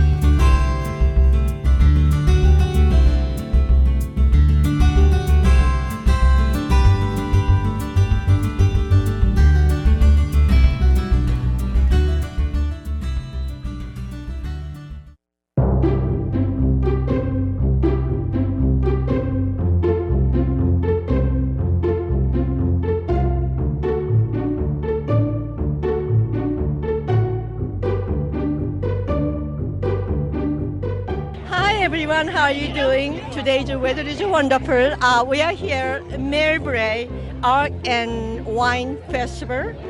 Since this year is 2016 election year, I like to ask around people that which one is their favorite beverage. So please follow me.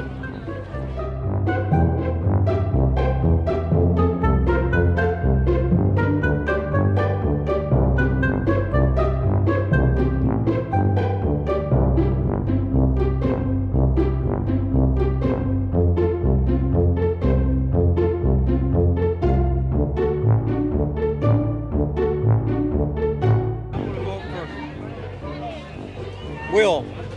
Okay, so why would you like to prefer beer over the wine? Because I'm a beer person. I love beer. Which one is your favorite beer? Budweiser. Budweiser. Thank you. That's great. The number one beer in America. Wonderful.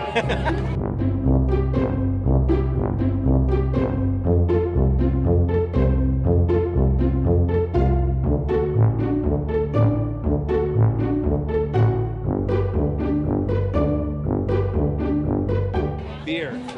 Why would you like to beer the best?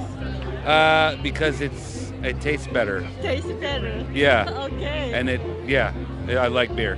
So you've been drinking beer all your life? I've been drinking beer yeah. Which one is your favorite beer? Today is the Oktoberfest.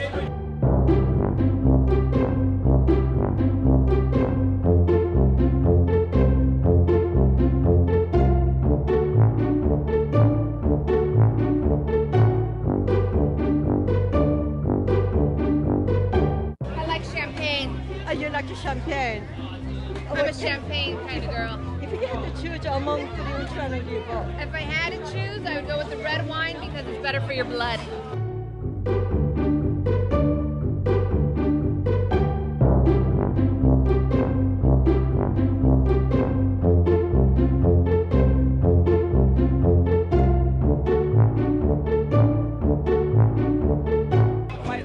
White wine. Why would you like a white wine, Beth? I don't know. I just drink white wine.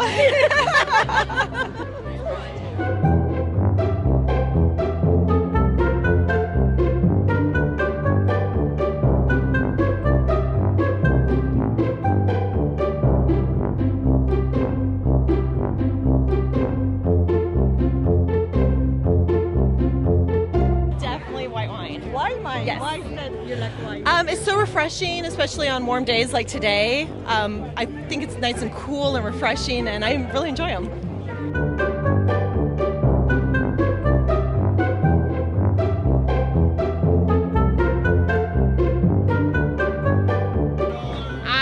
My favorite drink is beer. Why you like the beer? Why? Because wine makes me super thirsty, and beer I can keep going. So beer it is.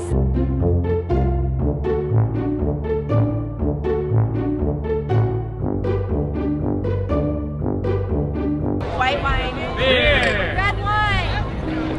Yeah.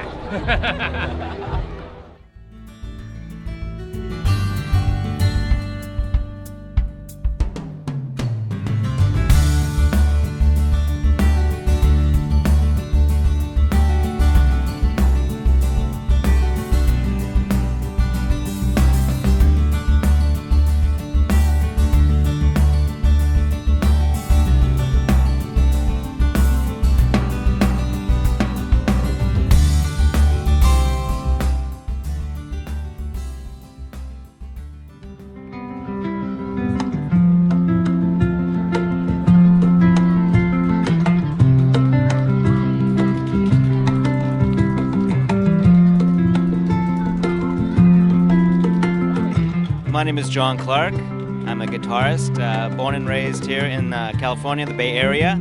I do classical Spanish guitar, been playing 25 years, and happy to be playing here at the Millbrae Art and Wine Festival.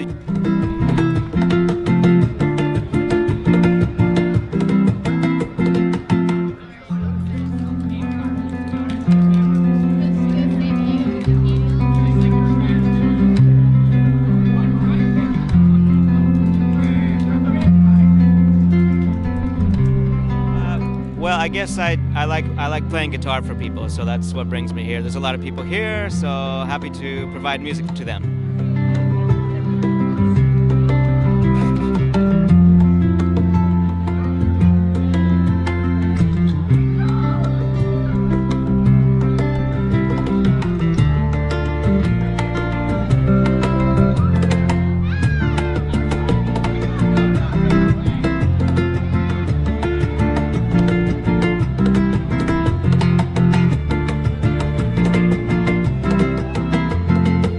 My music has a lot of different influences: Latin American, Spanish, classical, pop, all kinds of different things. And I use a classical Spanish guitar to play my music, but I play all different genres on this guitar. And I write a lot of my own music. I have 4 CDs out. You can get my CDs at my website, johnclarkmusic.com.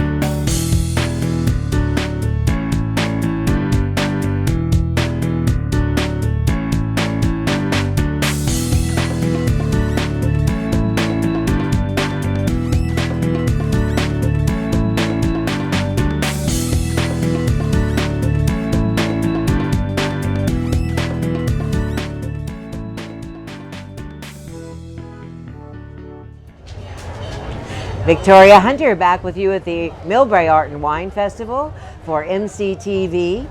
And we have the woman you want to be next to, you want to know whenever there's a disaster. This woman has all the answers. This is Marge Colapiatro, yes? Thank you, Victoria. And she does more than search. She's involved with Millbrae emergency preparedness programs, no matter what they are. Correct. And we have, I do know, I've heard of the Silver Dragon emergency and Yes. civilian response and things like that. But perhaps you should explain all that you do, Marge. Well, I don't want to explain all that I do because I want to talk about the Millbrae Emergency Preparedness that Program. part of what you do. Okay. And first I want to say welcome back Thank you, dear. to Victoria. She wasn't with us last year and she's here hosting all day today. I am, yes. That's Yeah. why the table's getting fuller and fuller. And the as we wines, go on. the bottle wines the and all bottle this wines and been all. open, yes. And everything else is Yes, over here. They take keeping care you of me. going. They take care of me very well. All right. So in case of an emergency. All right. So in Millbrae, we're very, very fortunate to have programs that are completed by the volunteers in the community.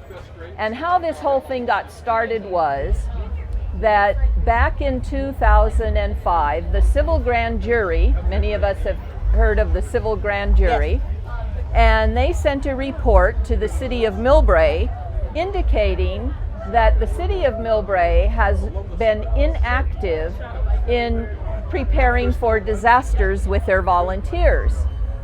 So when the civil seem possible. but it's there in the annals of history. Oh, okay. All then. right. So the good thing about that was that the city realized that yes, we better do something, and do something quick. So the Millbrae firefighters took on the task in 2007. They took them a while to get prepared and figure out the direction they're going to. So then in 2007, the Millbrae firefighters took on the task of trying to start programs for volunteers in our community. Well, what is the first thing that you need when you have volunteers and you have a disaster? You have to have a method of communication. And the communication method was called a LEND program. And the LEND program was based on when there is a big disaster and the police and the firefighters and the first responders are all out everywhere tending to the most urgent matters, that how are people going to communicate? So LEND was established, and it's basically like a walkie-talkie radio, but it's a mirrors radio. And they started to do a communications class, and it was at that particular time that former sergeant of the Millbrae Police Department, Ron Kane, Oh, yes. and Dino De Ranieri, who's course. been here Many previously, times. went to the Millbrae Lions Club, and they said, we have this idea, but we need some money to purchase radios and binoculars. Now, where the binoculars came in, I have no clue, because we weren't up in the airplanes and the helicopters. We weren't doing signal flags. That's right. So anyway, the Millbrae Lions Club donated $500 to the program to get us started. And that was the most amazing, amazing thing that could have happened, because that really was for something that Ron and Dino could go to the volunteers or the community members and start a core group of people, so that to say, hey, we can start this, and look, we can even get some radios. So that when we started that basic level, there were 7 people in the community who were asked to be volunteers, and I was one of those people. Not very many. That's not very many, but wait until you hear the good stuff. Oh, good. The better stuff. The better stuff. Okay. So we had 7 people who started in that first LEND radio class. And then after the second one, we had another 11 people. And after the 11 people, word got around, and I think we wound up with, I'm trying to remember in my memory, the total that came after the 7 group and then 11 group. Oh, and then we had, I think, the ham radio operators, which were another 11 from the Millbrae Amateur Radio Club. Right, yes. So we wound up with this whole group of volunteers for the radio. So then the next step was that the volunteers themselves said, hey, we've gone through this radio training and we want to stay involved. And what are you going to do to keep us involved? So the next phase was the CERT program, Community Emergency Response Team. Okay. And we started classes. The first class had 30 people. The second class had 18 members of the Millbrae Lions Club. And so we conducted basically a wonderful session for the Millbrae Lions, because when the San Bruno explosion happened, who did they call? They called the Millbrae Lions Club because they have a mobile kitchen. Oh. And the Lions Club came for 3 days straight, and they cooked breakfast, lunch, dinner for the families, the victims, the first responders, and they themselves realized that they have something of value that they can contribute throughout our county. Of course. So that's why they said, we want to take a CERT class. And that was fantastic. So, but then in addition for them to be able to serve county-wide on the peninsula, they had to get certified and approved by the San Mateo County of OES, the Red Cross, the CERT, they had to do a CERT program. Exactly, yeah. And they did all of this, and I had talked to Adrian Tissier at the time, who is our Board of Supervisor, and I said, look, this is what we'd like to do, can you help us make it happen? And sure enough, the Millbrae Lions did their due diligence, their fortitude, and they are now certified on the San Mateo County agencies as on the first responder for food and that type of a thing. How great is that? Well, the hard part, of course, is coordinating all this as a rule. You've got all these people who want to help, and how do you get them all in the right place? Oh yeah, but we have the right kind of leaders who get them coordinated. Excellent. It's not like 800, by 50 different people. Exactly. So we have they have this fantastic, ability to respond when they're needed. So then, a surprising statistic is, from the inception of the Lendmuir's radio program in 2007 until now, we have 170 community volunteers in our emergency preparedness program.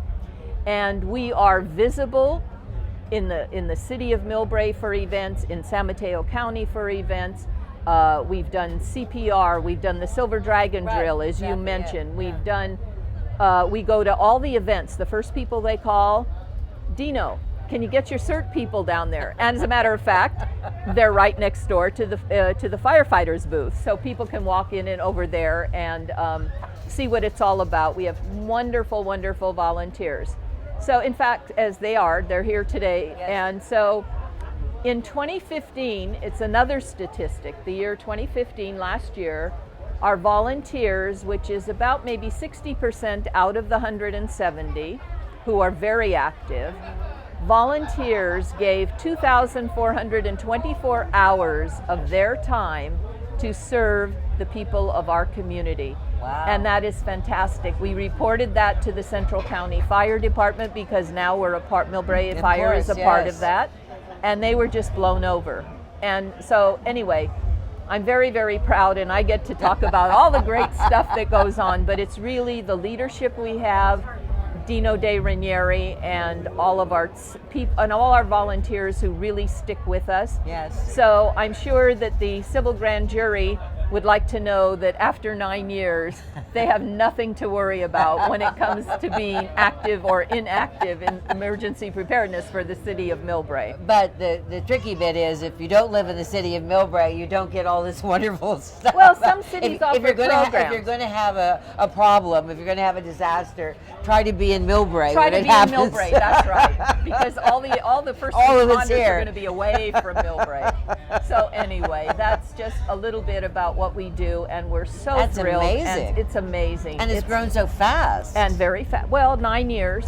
But yeah. still, I mean, you've ramped up very quickly. Okay, so I'm sure that all of our viewers and the people listening want to know what they can do. So if I could ask one of our wonderful cameramen if he could do a close-up and look at 2 websites that you can contact if you want to become involved in the emergency preparedness for our community. We need all of you, and we can handle more of you. You can go to these sites and you will get more information. So we'll look forward to hearing from you. Thank you so much. Victoria, thank you. Yes. You did good. Well, I mean, a disaster is something nobody wants to deal with. That's right. But it's nice to know we have you and your cohorts on our side, Marge. I'm one of the volunteers. Yes, well, you volunteer right. for a lot of things, Marge. Thank you. I talk to you quite frequently. Thanks again for showing us this and telling us all about it. I'm sure a lot of people are going to want to get involved. I hope so. Yeah, I hope so You'll too. be a good omen for us. Oh, hopefully, yes. Okay. So get involved, guys. We're going to wrap up now with Marge, and I'm not sure what we're going to next, but it'll be fun. Enjoy.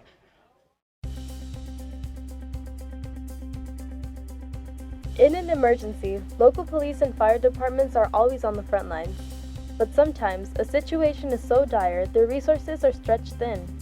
In times of crisis, friends and neighbors will step up to protect each other. But proper training and planning are necessary to keep everyone safe. That's why every community needs a strong CERT team at the ready. Civilians are encouraged to be prepared, which is why CERT offers classes and educational resources to ensure a family knows what they need and what to do to survive. Many members are former or current health and safety professionals, but you don't need experience to be a part of your community CERT team.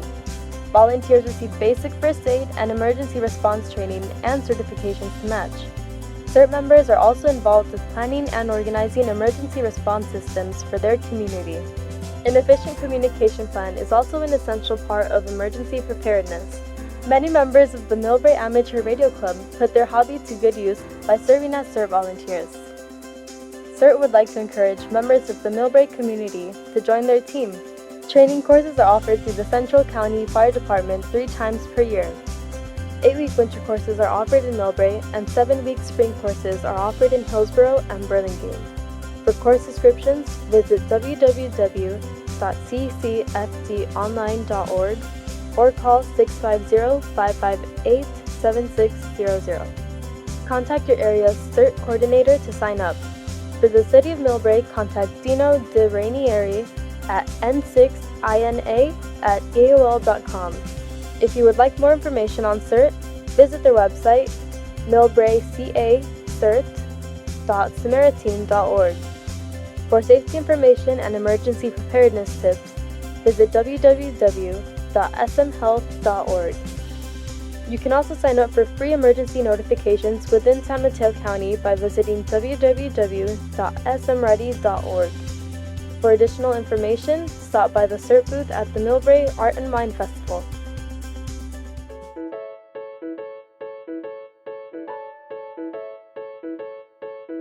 You're watching MCTV's coverage of the 46th Annual Millbrae Art and Wine Festival. MCTV would like to thank the following for their generous support of this program: the City of Millbrae, the Millbrae Chamber of Commerce, Millbrae Lions, and Rotary. MCTV would also like to thank the following underwriters. This program would not be possible without you.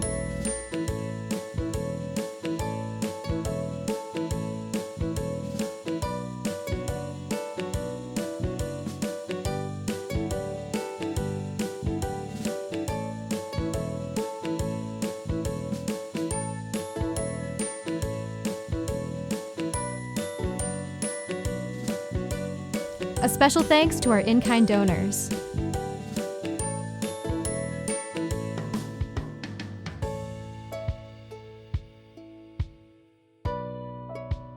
Support your community television station by underwriting a show or a series and be seen by thousands of Millbrae viewers on TV and online. For more information, visit mctv.tv and click support, or email info@mctv.tv or call 259-2343.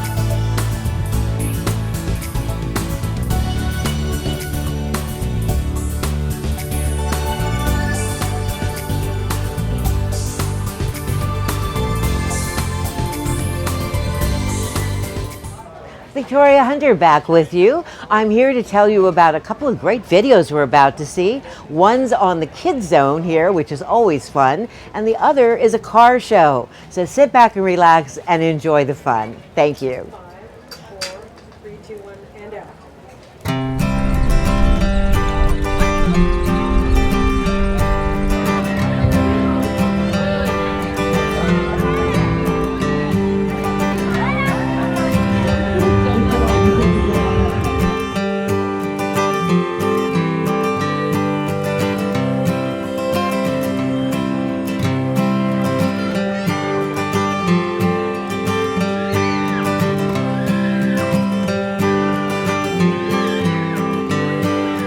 What did you like about the ride?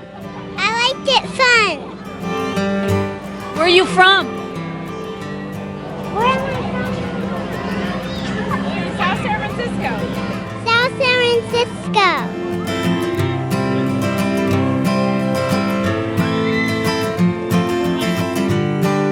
It's scary. It gives me butterflies in my tummy, kinda. This ride is like hard at the first try, but it gets like not hard at like, this is probably the last time I'm gonna do it, but it doesn't get harder and harder, it just gets like slower and slower each time. I wanted to get cotton candy.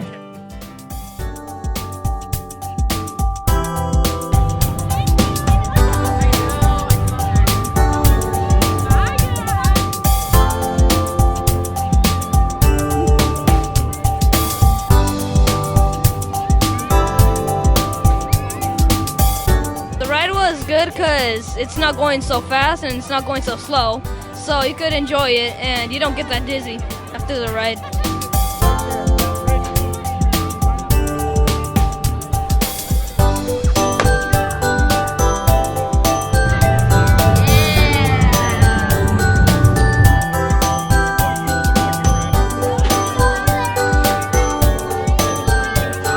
It's nice. I like the food.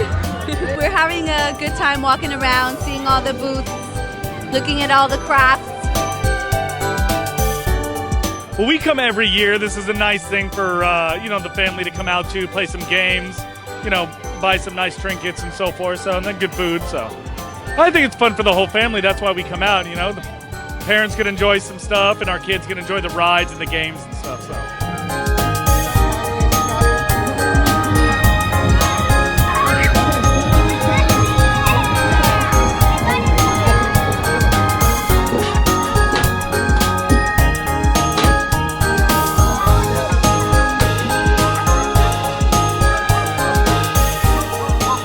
What I like about this place is that they decorate very well, and there's a lot of fun rides for kids and for adults that you could choose from.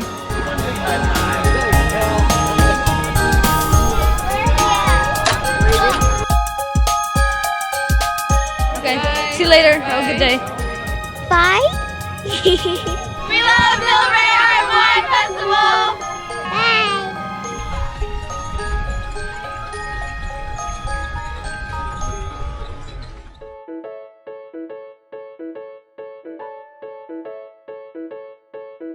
You're watching MCTV's coverage of the 46th Annual Millbrae Art and Wine Festival. MCTV would like to thank the following for their generous support of this program: the City of Millbrae, the Millbrae Chamber of Commerce, Millbrae Lions, and Rotary. MCTV would also like to thank the following underwriters. This program would not be possible without you.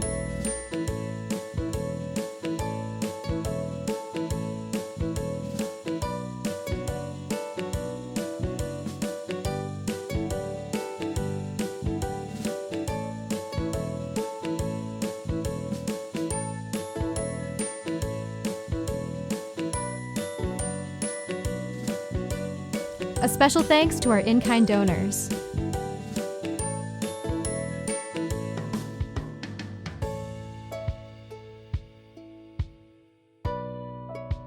Want more MCTV?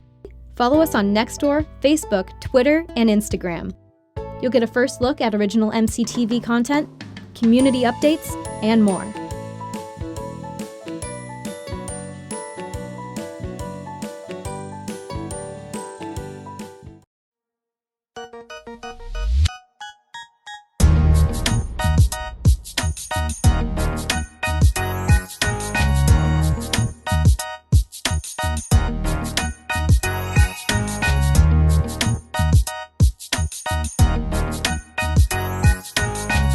Very good. We've been in the club for quite a while now, probably 12 years. And we have over 327 members in our club. And we have a lot of different cars. And most of them are fixed, put together by the people themselves.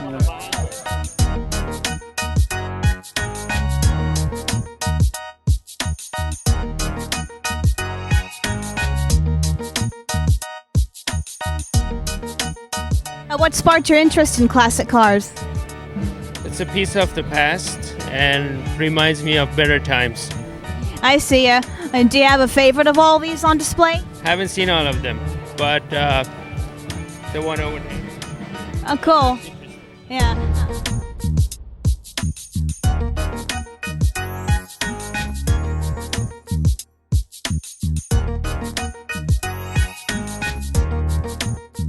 Do you own a classic car? Yes, I do. 57 Chevy and a 55 Chevy. I see it. Do you collect classic car models for a hobby? Yes, I do. Do you have a favorite classic car? Yeah, the Chevys and the Fords too. I see. So those are the ones that you would take out for a spin of all the classic cars? Oh yeah. This one mostly. I see. The one I picked to go out for a spin is the red Thunderbird. Red is my favorite color, and I like how Thunderbirds are shaped. Do you attend this festival every year? I've been here every year. Yes, I have. I see. Well, this is my first time at this festival, and I'm having lots of fun. What's it like being a part of this festival? Oh, I love it. Love the people. Love the car club. We do a lot of things, a lot of cruises, a lot of shows. So yeah, it's fun. This is one of the better shows of the peninsula.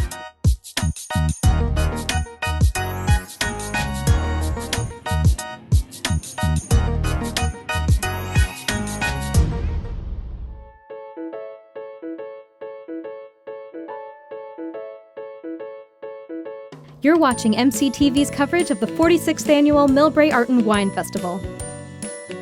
MCTV would like to thank the following for their generous support of this program: the City of Millbrae, the Millbrae Chamber of Commerce, Millbrae Lions, and Rotary. MCTV would also like to thank the following underwriters. This program would not be possible without you.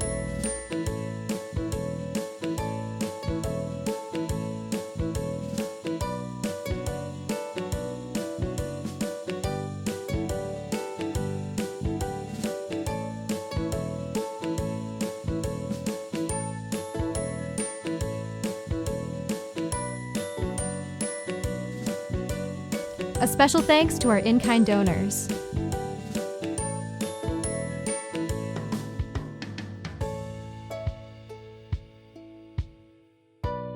Sign up for MCTV's monthly newsletter and learn about new programs, community events, and special projects. Visit www.mctv.tv to get on the list or email info@mctv.tv.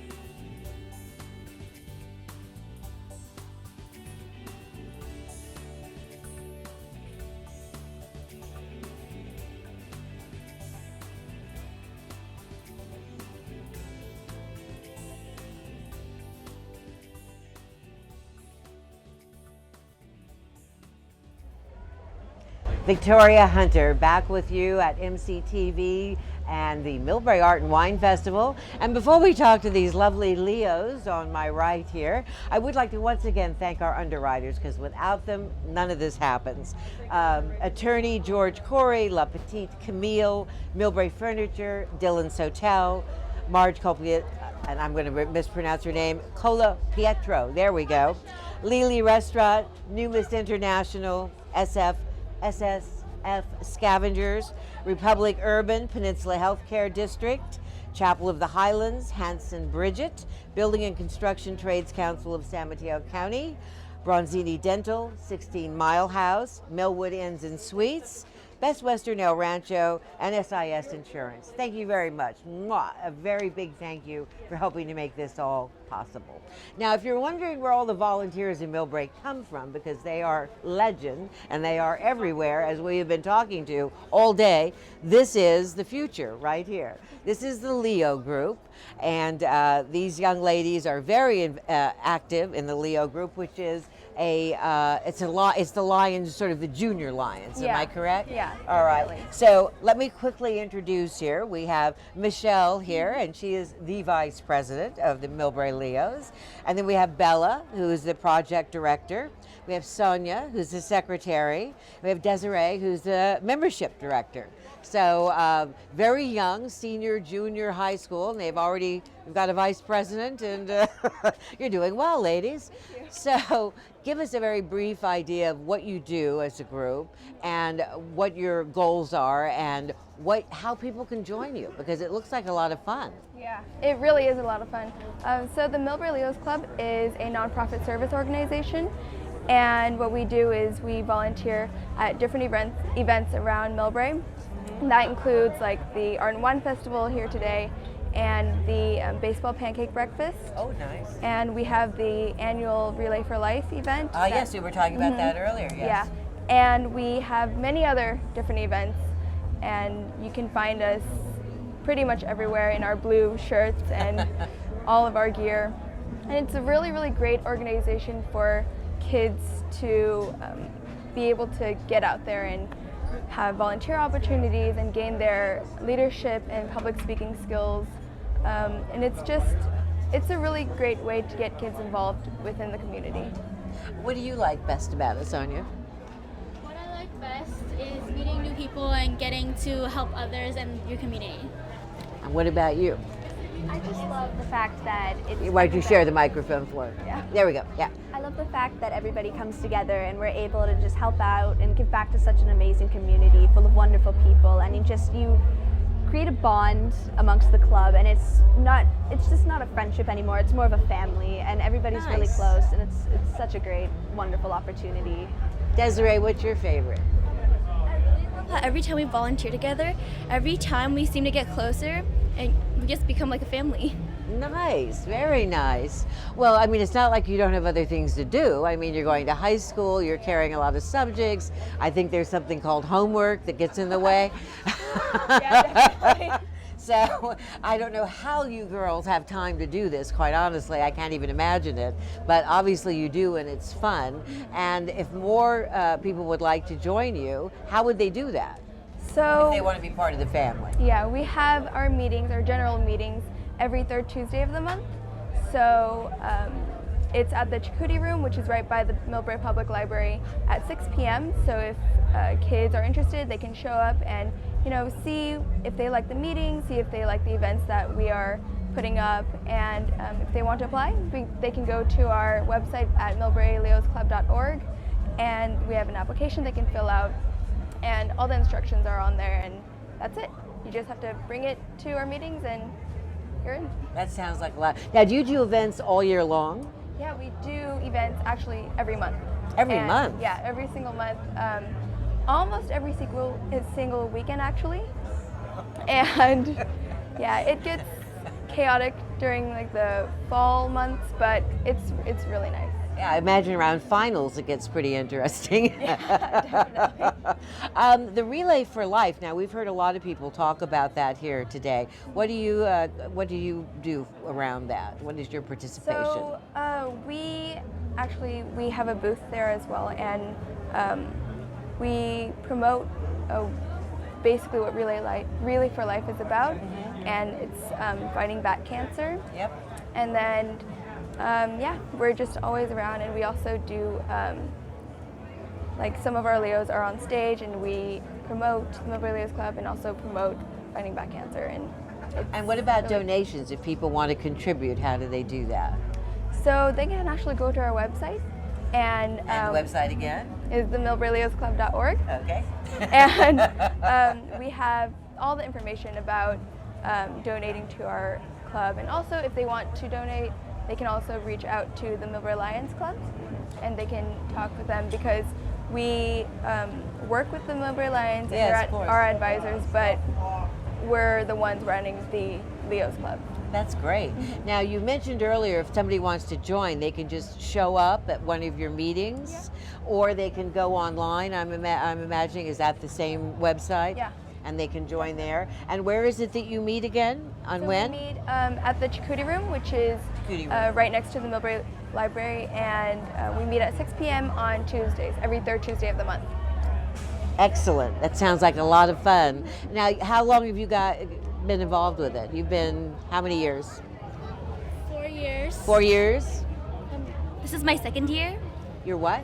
My second year. Second year? Second year, 4 years? This is going to be my third year. Third year. And you, my dear? This is my 5th year. Why are you a Leo? I'm a Leo because Millbrae is such a great community, and being able to be a part of this community and the makings of it is just amazing. And also the public speaking experience and leadership experience, I've definitely grown because of the Leos Club, and it's a really big factor in my life, and I'm just so grateful for it. And because, like the other Leo said, we're all a family. You're all a family. It's a lot of fun. Well, I don't know how you managed to do it, but between growing up, going to school, doing finals, and all the rest of it, but I'm certainly glad you do. And it's always a pleasure to meet you guys, and you're, so self-possessed and well-spoken, and a lovely, lovely addition to Millbrae for sure. Part of what makes Millbrae great, once again, in the volunteer world, is they start young, and they start with the Leos, and we're all very proud of you. But thank you very much for coming. Thank you for having us. Oh, it's my pleasure. I think we're going to now see a food segment. Anybody hungry? I know I am. All right, so let's take a look at some of the food we have here, if you haven't already experienced it. This 46th annual Art and Wine Festival in Millbrae, the last blast of summer. This is Dennis again, reporting live from MCTV. Today I'll be taking you down to all the food, all the wonderful food and tasty drinks of Art and Wine Festival. So if you have some time, follow me. So what's the process of making crowd cream, and what's the difference between crowd cream with all the other ice cream places? We flash freeze our ice cream using liquid nitrogen. Since the ice particles are smaller, you get less of the icy flavor and more of the creaminess of the ice cream. Wow, that's a showstopper, all right. So come on down and to try some, crowd cream. I'm here with the owner, Lakshman, of the Third Eye. So tell me about all the food you're offering today. Basically, it's like a food sampling, not only the selling, but people can taste it and they can go inside if they want like some exotic and a lot of food items we have. We also have like a lunch special going on and live music too. We have a chicken momo we offer. Basically, it's a dumpling, but it's a little bit different from the Chinese dumpling because the spices we blend is a little bit different. It has some kind of Indian herbs and spices mixed. And we have a samosa. That's a typical Indian dish, and people love it. It's like a landmark dish in Indian restaurants. And we have a tandoori chicken. So who doesn't know about tandoori chicken? And basically.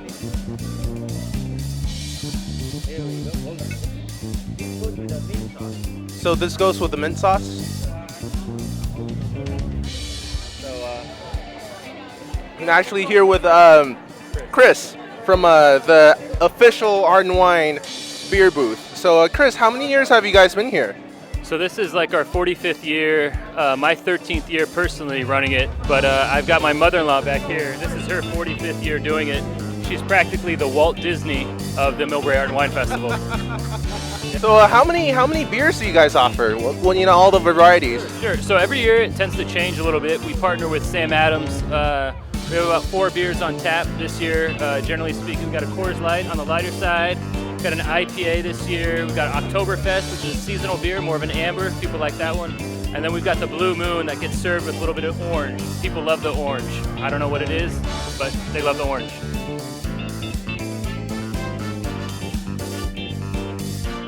Okay. Well, I'm drinking a Cabernet right now. What are you drinking? I'm drinking Pinot Noir. Cheers. Well, cheers to you. Hope you have a wonderful time at the Art and Wine Festival. I am done here. Welcome to the 46th annual Art and Wine Festival. If you have time tomorrow or even today, come on down and join this festivity, Millbrae Art and Wine Festival. Cheers to that.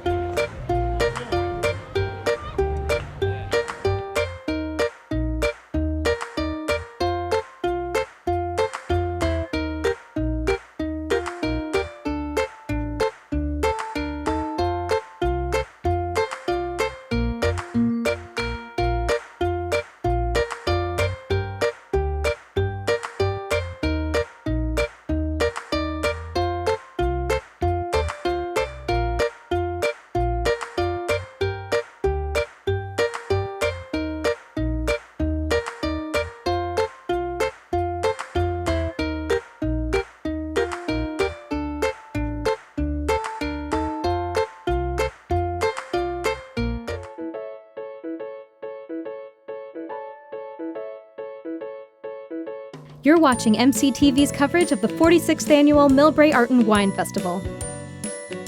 MCTV would like to thank the following for their generous support of this program: the City of Millbrae, the Millbrae Chamber of Commerce, Millbrae Lions, and Rotary. MCTV would also like to thank the following underwriters. This program would not be possible without you.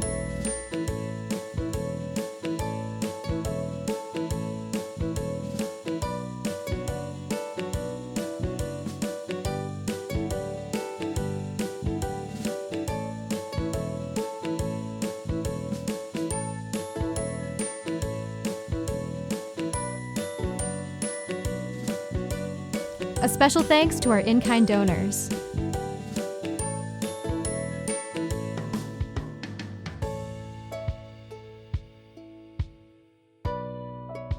Support your community television station by underwriting a show or a series and be seen by thousands of Millbrae viewers on TV and online. For more information, visit mctv.tv and click support, or email info@mctv.tv or call 259-2343.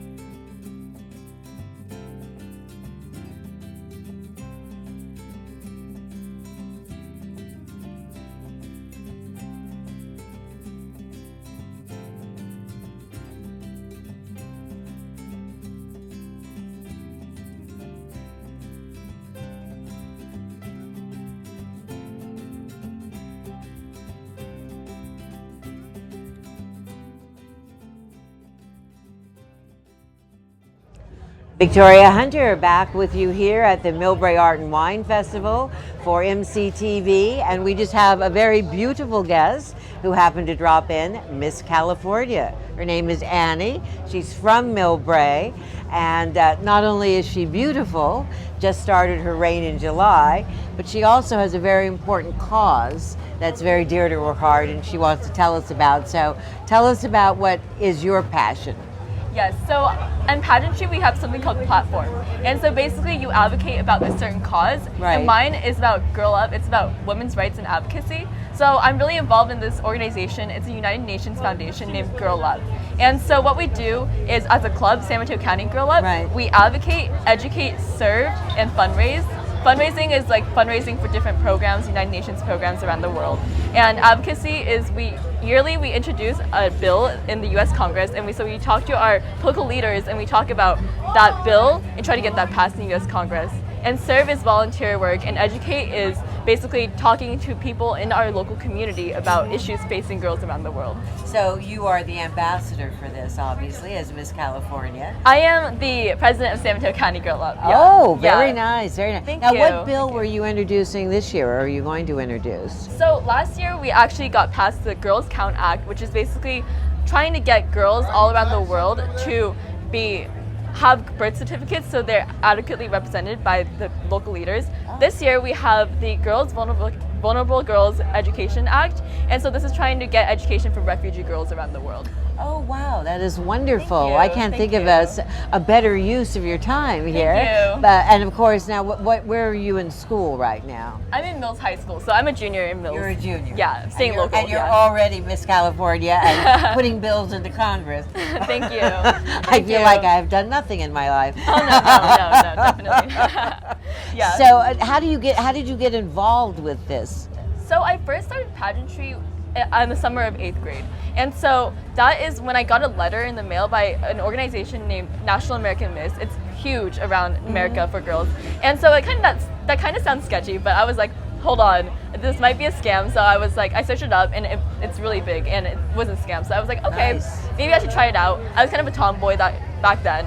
And so I did, and I met girls that were amazing. So I kind of feel like it's a shame today that we have such a bad representation of pageants and bad stereotype of pageants that girls are dumb and everything. Yes. But that's not the case at all. These girls have authored 4 books, or they've done thousands of hours of volunteer service. They are amazing and all around California. And that's what I love about pageants. It's about building connections and having a sisterhood around California. And these girls are absolutely amazing. So that's when I started pageants. I was like, oh my God, this is so cool. And I had so much fun. I just kept going on from that. Well, it's all about networking, whether For you're sure. in college and building your network from the particular school that you've gone to, or if you're in business or whatever it is. It's all about networking. For sure. And this is giving you girls a chance to network at a very young level, because if you're starting at 8th grade, that's pretty young. Definitely, yeah. I've had so much fun and made so much friends all around California, and I actually competed in nationals last year for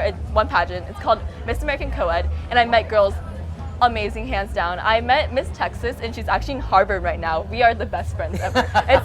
It's so fun, like meeting all these girls from around the world and around California. Now, aside from all of this, what do you want to do as far as your own career? So I really love politics and I love international relations. As you can tell, like I'm really involved in women's rights around the world. Yes. And so I hope to be the Secretary of State when I grow up, but that's kind of a far reach. So I'm also really into law and everything I do. Mills Mock Trial. I'm president of Mills Model United Nations. Wow. Yeah, amazing. It's so fun. And I might want to be an international human rights lawyer. So I actually went to a program by Yale, and it was about international relations, and I met so many cool people from all around the world, like from people from Ethiopia, Greece, Croatia. It was awesome. And these people were so motivated and so passionate about what they believe in. So that was really cool. Yeah. Well, you know, president's always an option. Maybe, hopefully. I mean, Secretary of State isn't a bad place to start, but maybe president. Yeah. Why not? Why not? Yeah, definitely. Just aim high. Exactly. Aim high. It sounds like you've got a real groundwork for doing whatever you want to do. Yeah. Do you have your college picked out? I mean, Harvard. That's what I wanted to do. I'm a junior in high school. My brother is going to Brown actually right now, so that's really cool. But I mean, it's all about. I always believe in aiming high, and although even if you don't reach it, you'll work harder to reach what you want to do. Of course, so aim aiming for high, the stars, you might end up with the definitely. moon. Oh, darn. Yeah. So Harvard for now, but let's see what happens then. Yeah. Excellent. Well, you know, I feel better about our future when I meet people like you. Thank you. I think now we're going to go to a wrap, and we're going to have a great time looking at Taylor's 75th anniversary video. That's it. Have fun.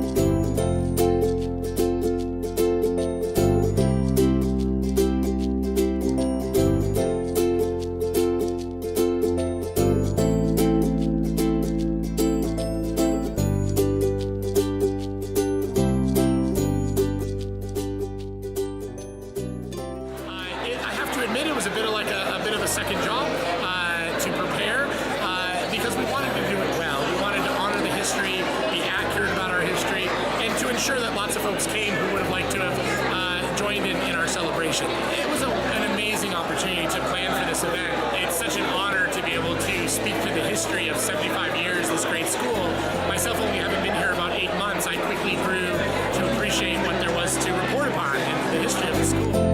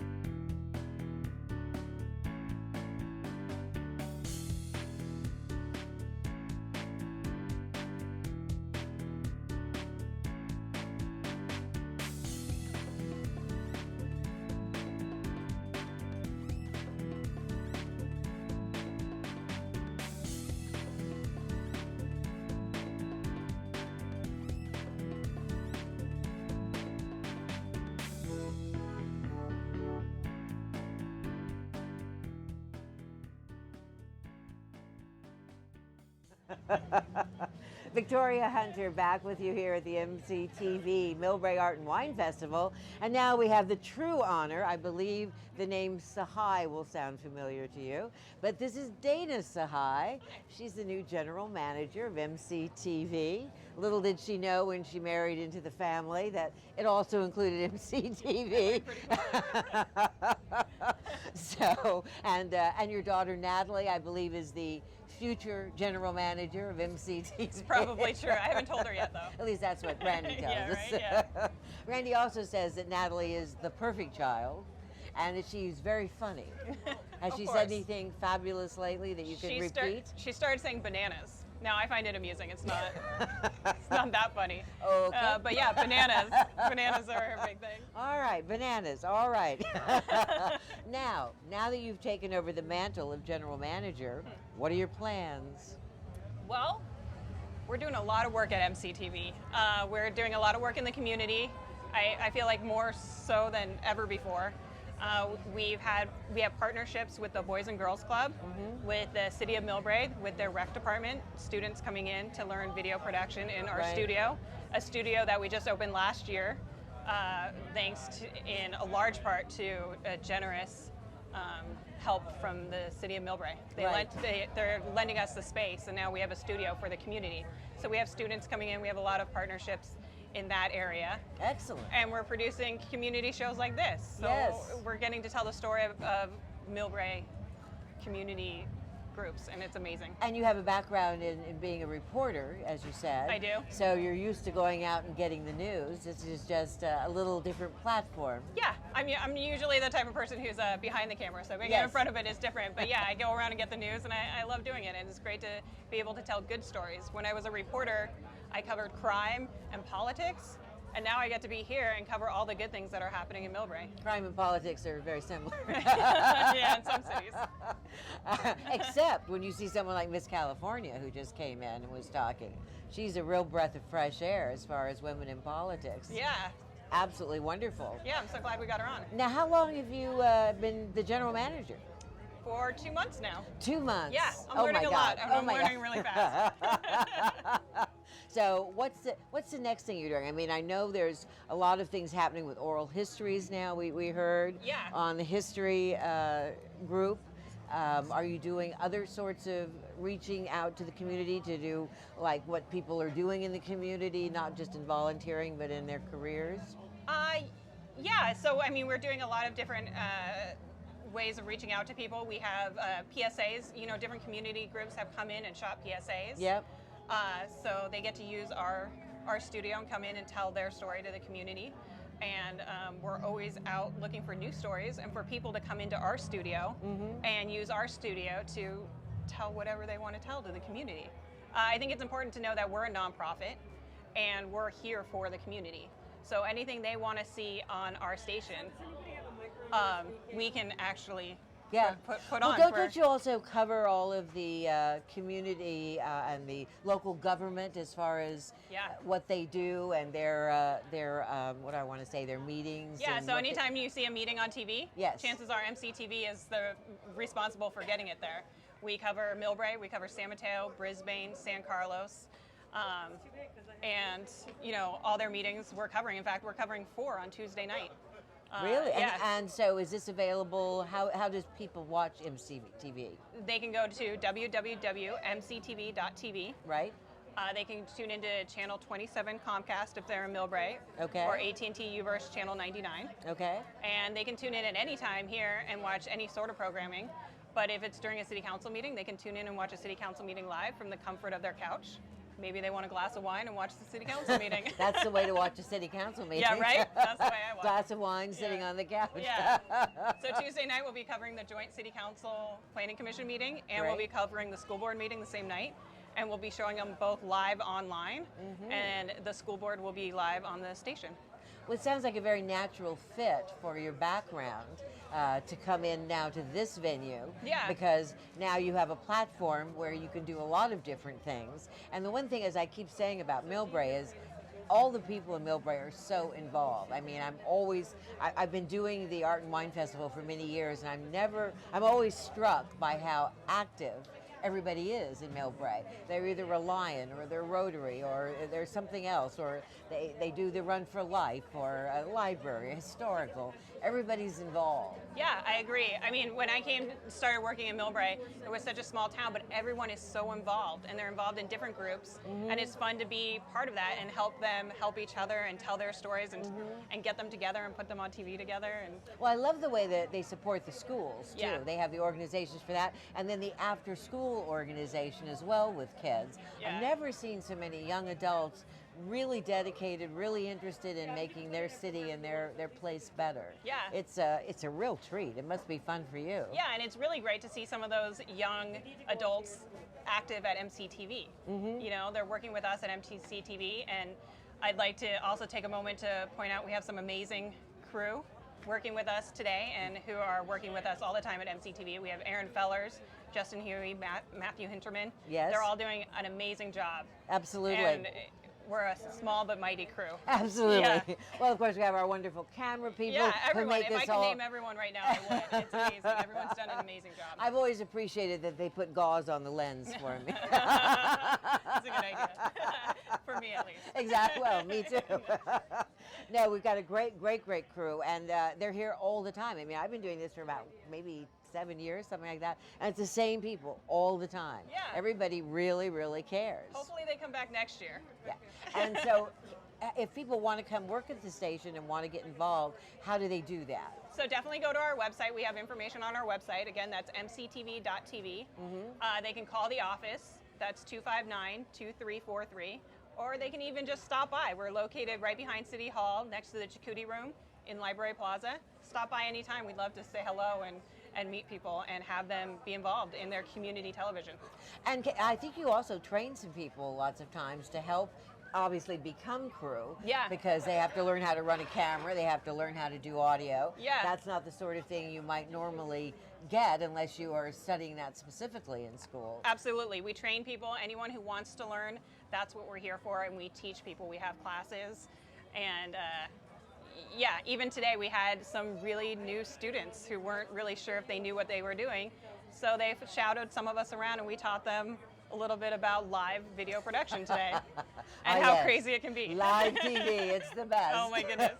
Well, normally I try to knock something over to prove that it is It's live. yeah. So far today I haven't done that, but the day is still Yeah, young. give me one glass of wine and I'll start knocking stuff over. Well, all I can say is the table's getting smaller as the day goes on. I can imagine. So this may not have been the career thing that you thought about, but now that you're here, it sounds like a wonderful opportunity. Is there anything in particular that is just really important to you to do while you're here at the as a general manager? Yeah, I think we talked about partnerships, and I want people to realize that MCTV isn't an entity in itself. I mean, it's part of the community, and we want to be a part of the fabric of the community. So we're here to help people tell their stories. That's right. And any way we can do that, we're going to go out there and do it. I'm always out talking to people in the community. And yeah, so I think that's important for me to have people know that we are a nonprofit. We've been here for almost 20 years. Yep. We're not going anywhere, and we're only getting stronger. Absolutely. Well, I know I've done a few stories on various people in the community myself, working with Gene Hinderman, and it's always amazing to see that you have a station like this going into the community and telling all of these local stories, and it makes everybody a part of Millbrae. Yeah, and where else can you get that? You can't. You can't get that anywhere else. No, Yeah. you can't go to Channel 5 or Channel 4 and say, excuse me, but... Yeah, can you tell this happy story about... Can I please talk about this local project? Yeah, and they're the stories that deserve telling. Exactly, Yeah. exactly. Well, congratulations, my dear. Thank you very much. Congratulations on your marriage, your new child, and your new projects Yeah, here. life moves pretty fast. It does, doesn't it? Whether you had it planned or not. Yeah, right? You just got to go with the flow. That's what I learned with live television. Well, I think next we're going to have a video of MCTV 2016 highlights, which I'm sure you helped put together. Yep. Hopefully I'm behind the camera on that one. Thank you. It's so much fun to meet you.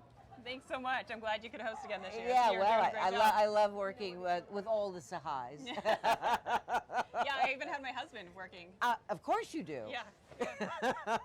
You're a general manager. You yeah. manage. And my mom was babysitting Natalie, so, you know. It's all in the family. Yeah. All right, well, let's see some of those wonderful highlights, and you can sit here and ooh and ah with the rest of us. Thank you, my dear. Great fun. Thank you so much.10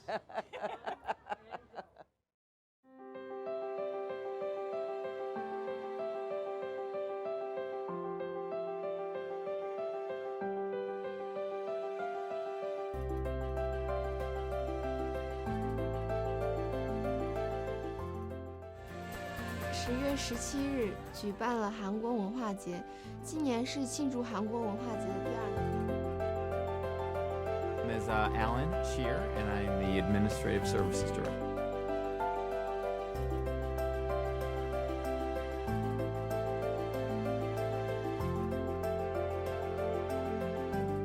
Actual feeling of Millbrae hasn't changed. Everybody cares about other people here.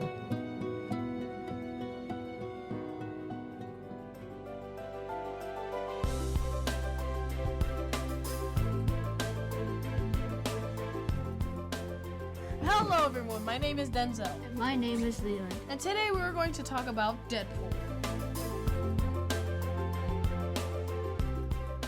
Today we're going to talk about money and what great things you can buy with money. To talk about that is the richest man in the world and founder of Microsoft, Bill Gates. Oh, hello! I'm very excited to talk about money.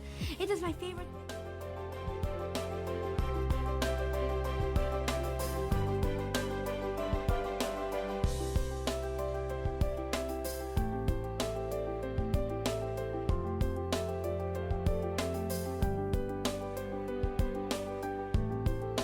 About 4 a.m. we had a fire that started in the rear courtyard of the Millbrae Recreation.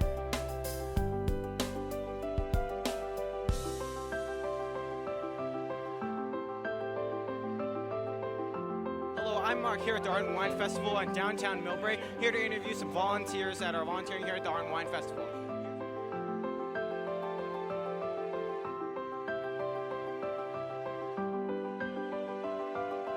I'm here with Kai. How old are you, Kai?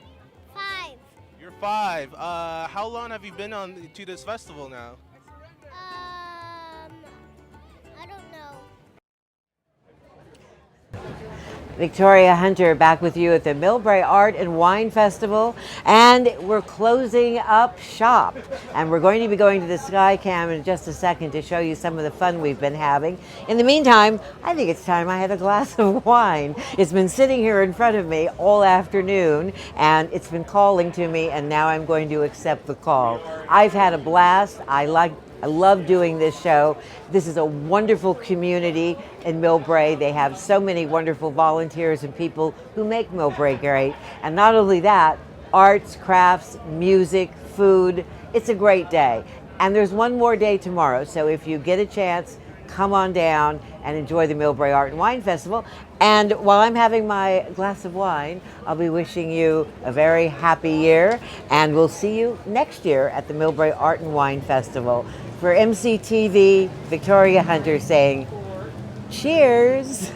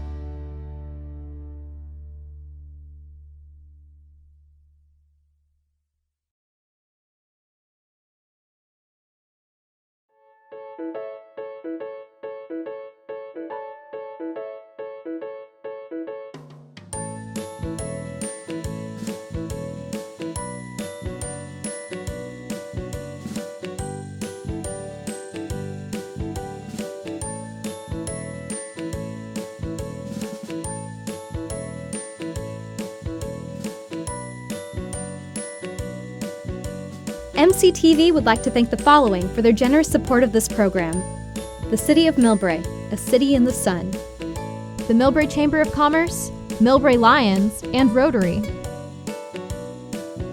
MCTV would also like to thank the following underwriters. This program would not be possible without you.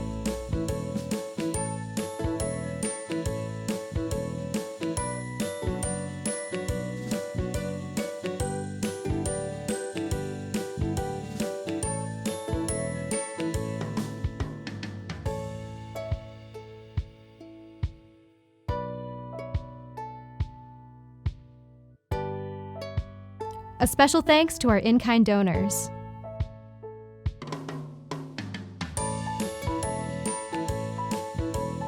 From all of us at MCTV, we thank you for your support.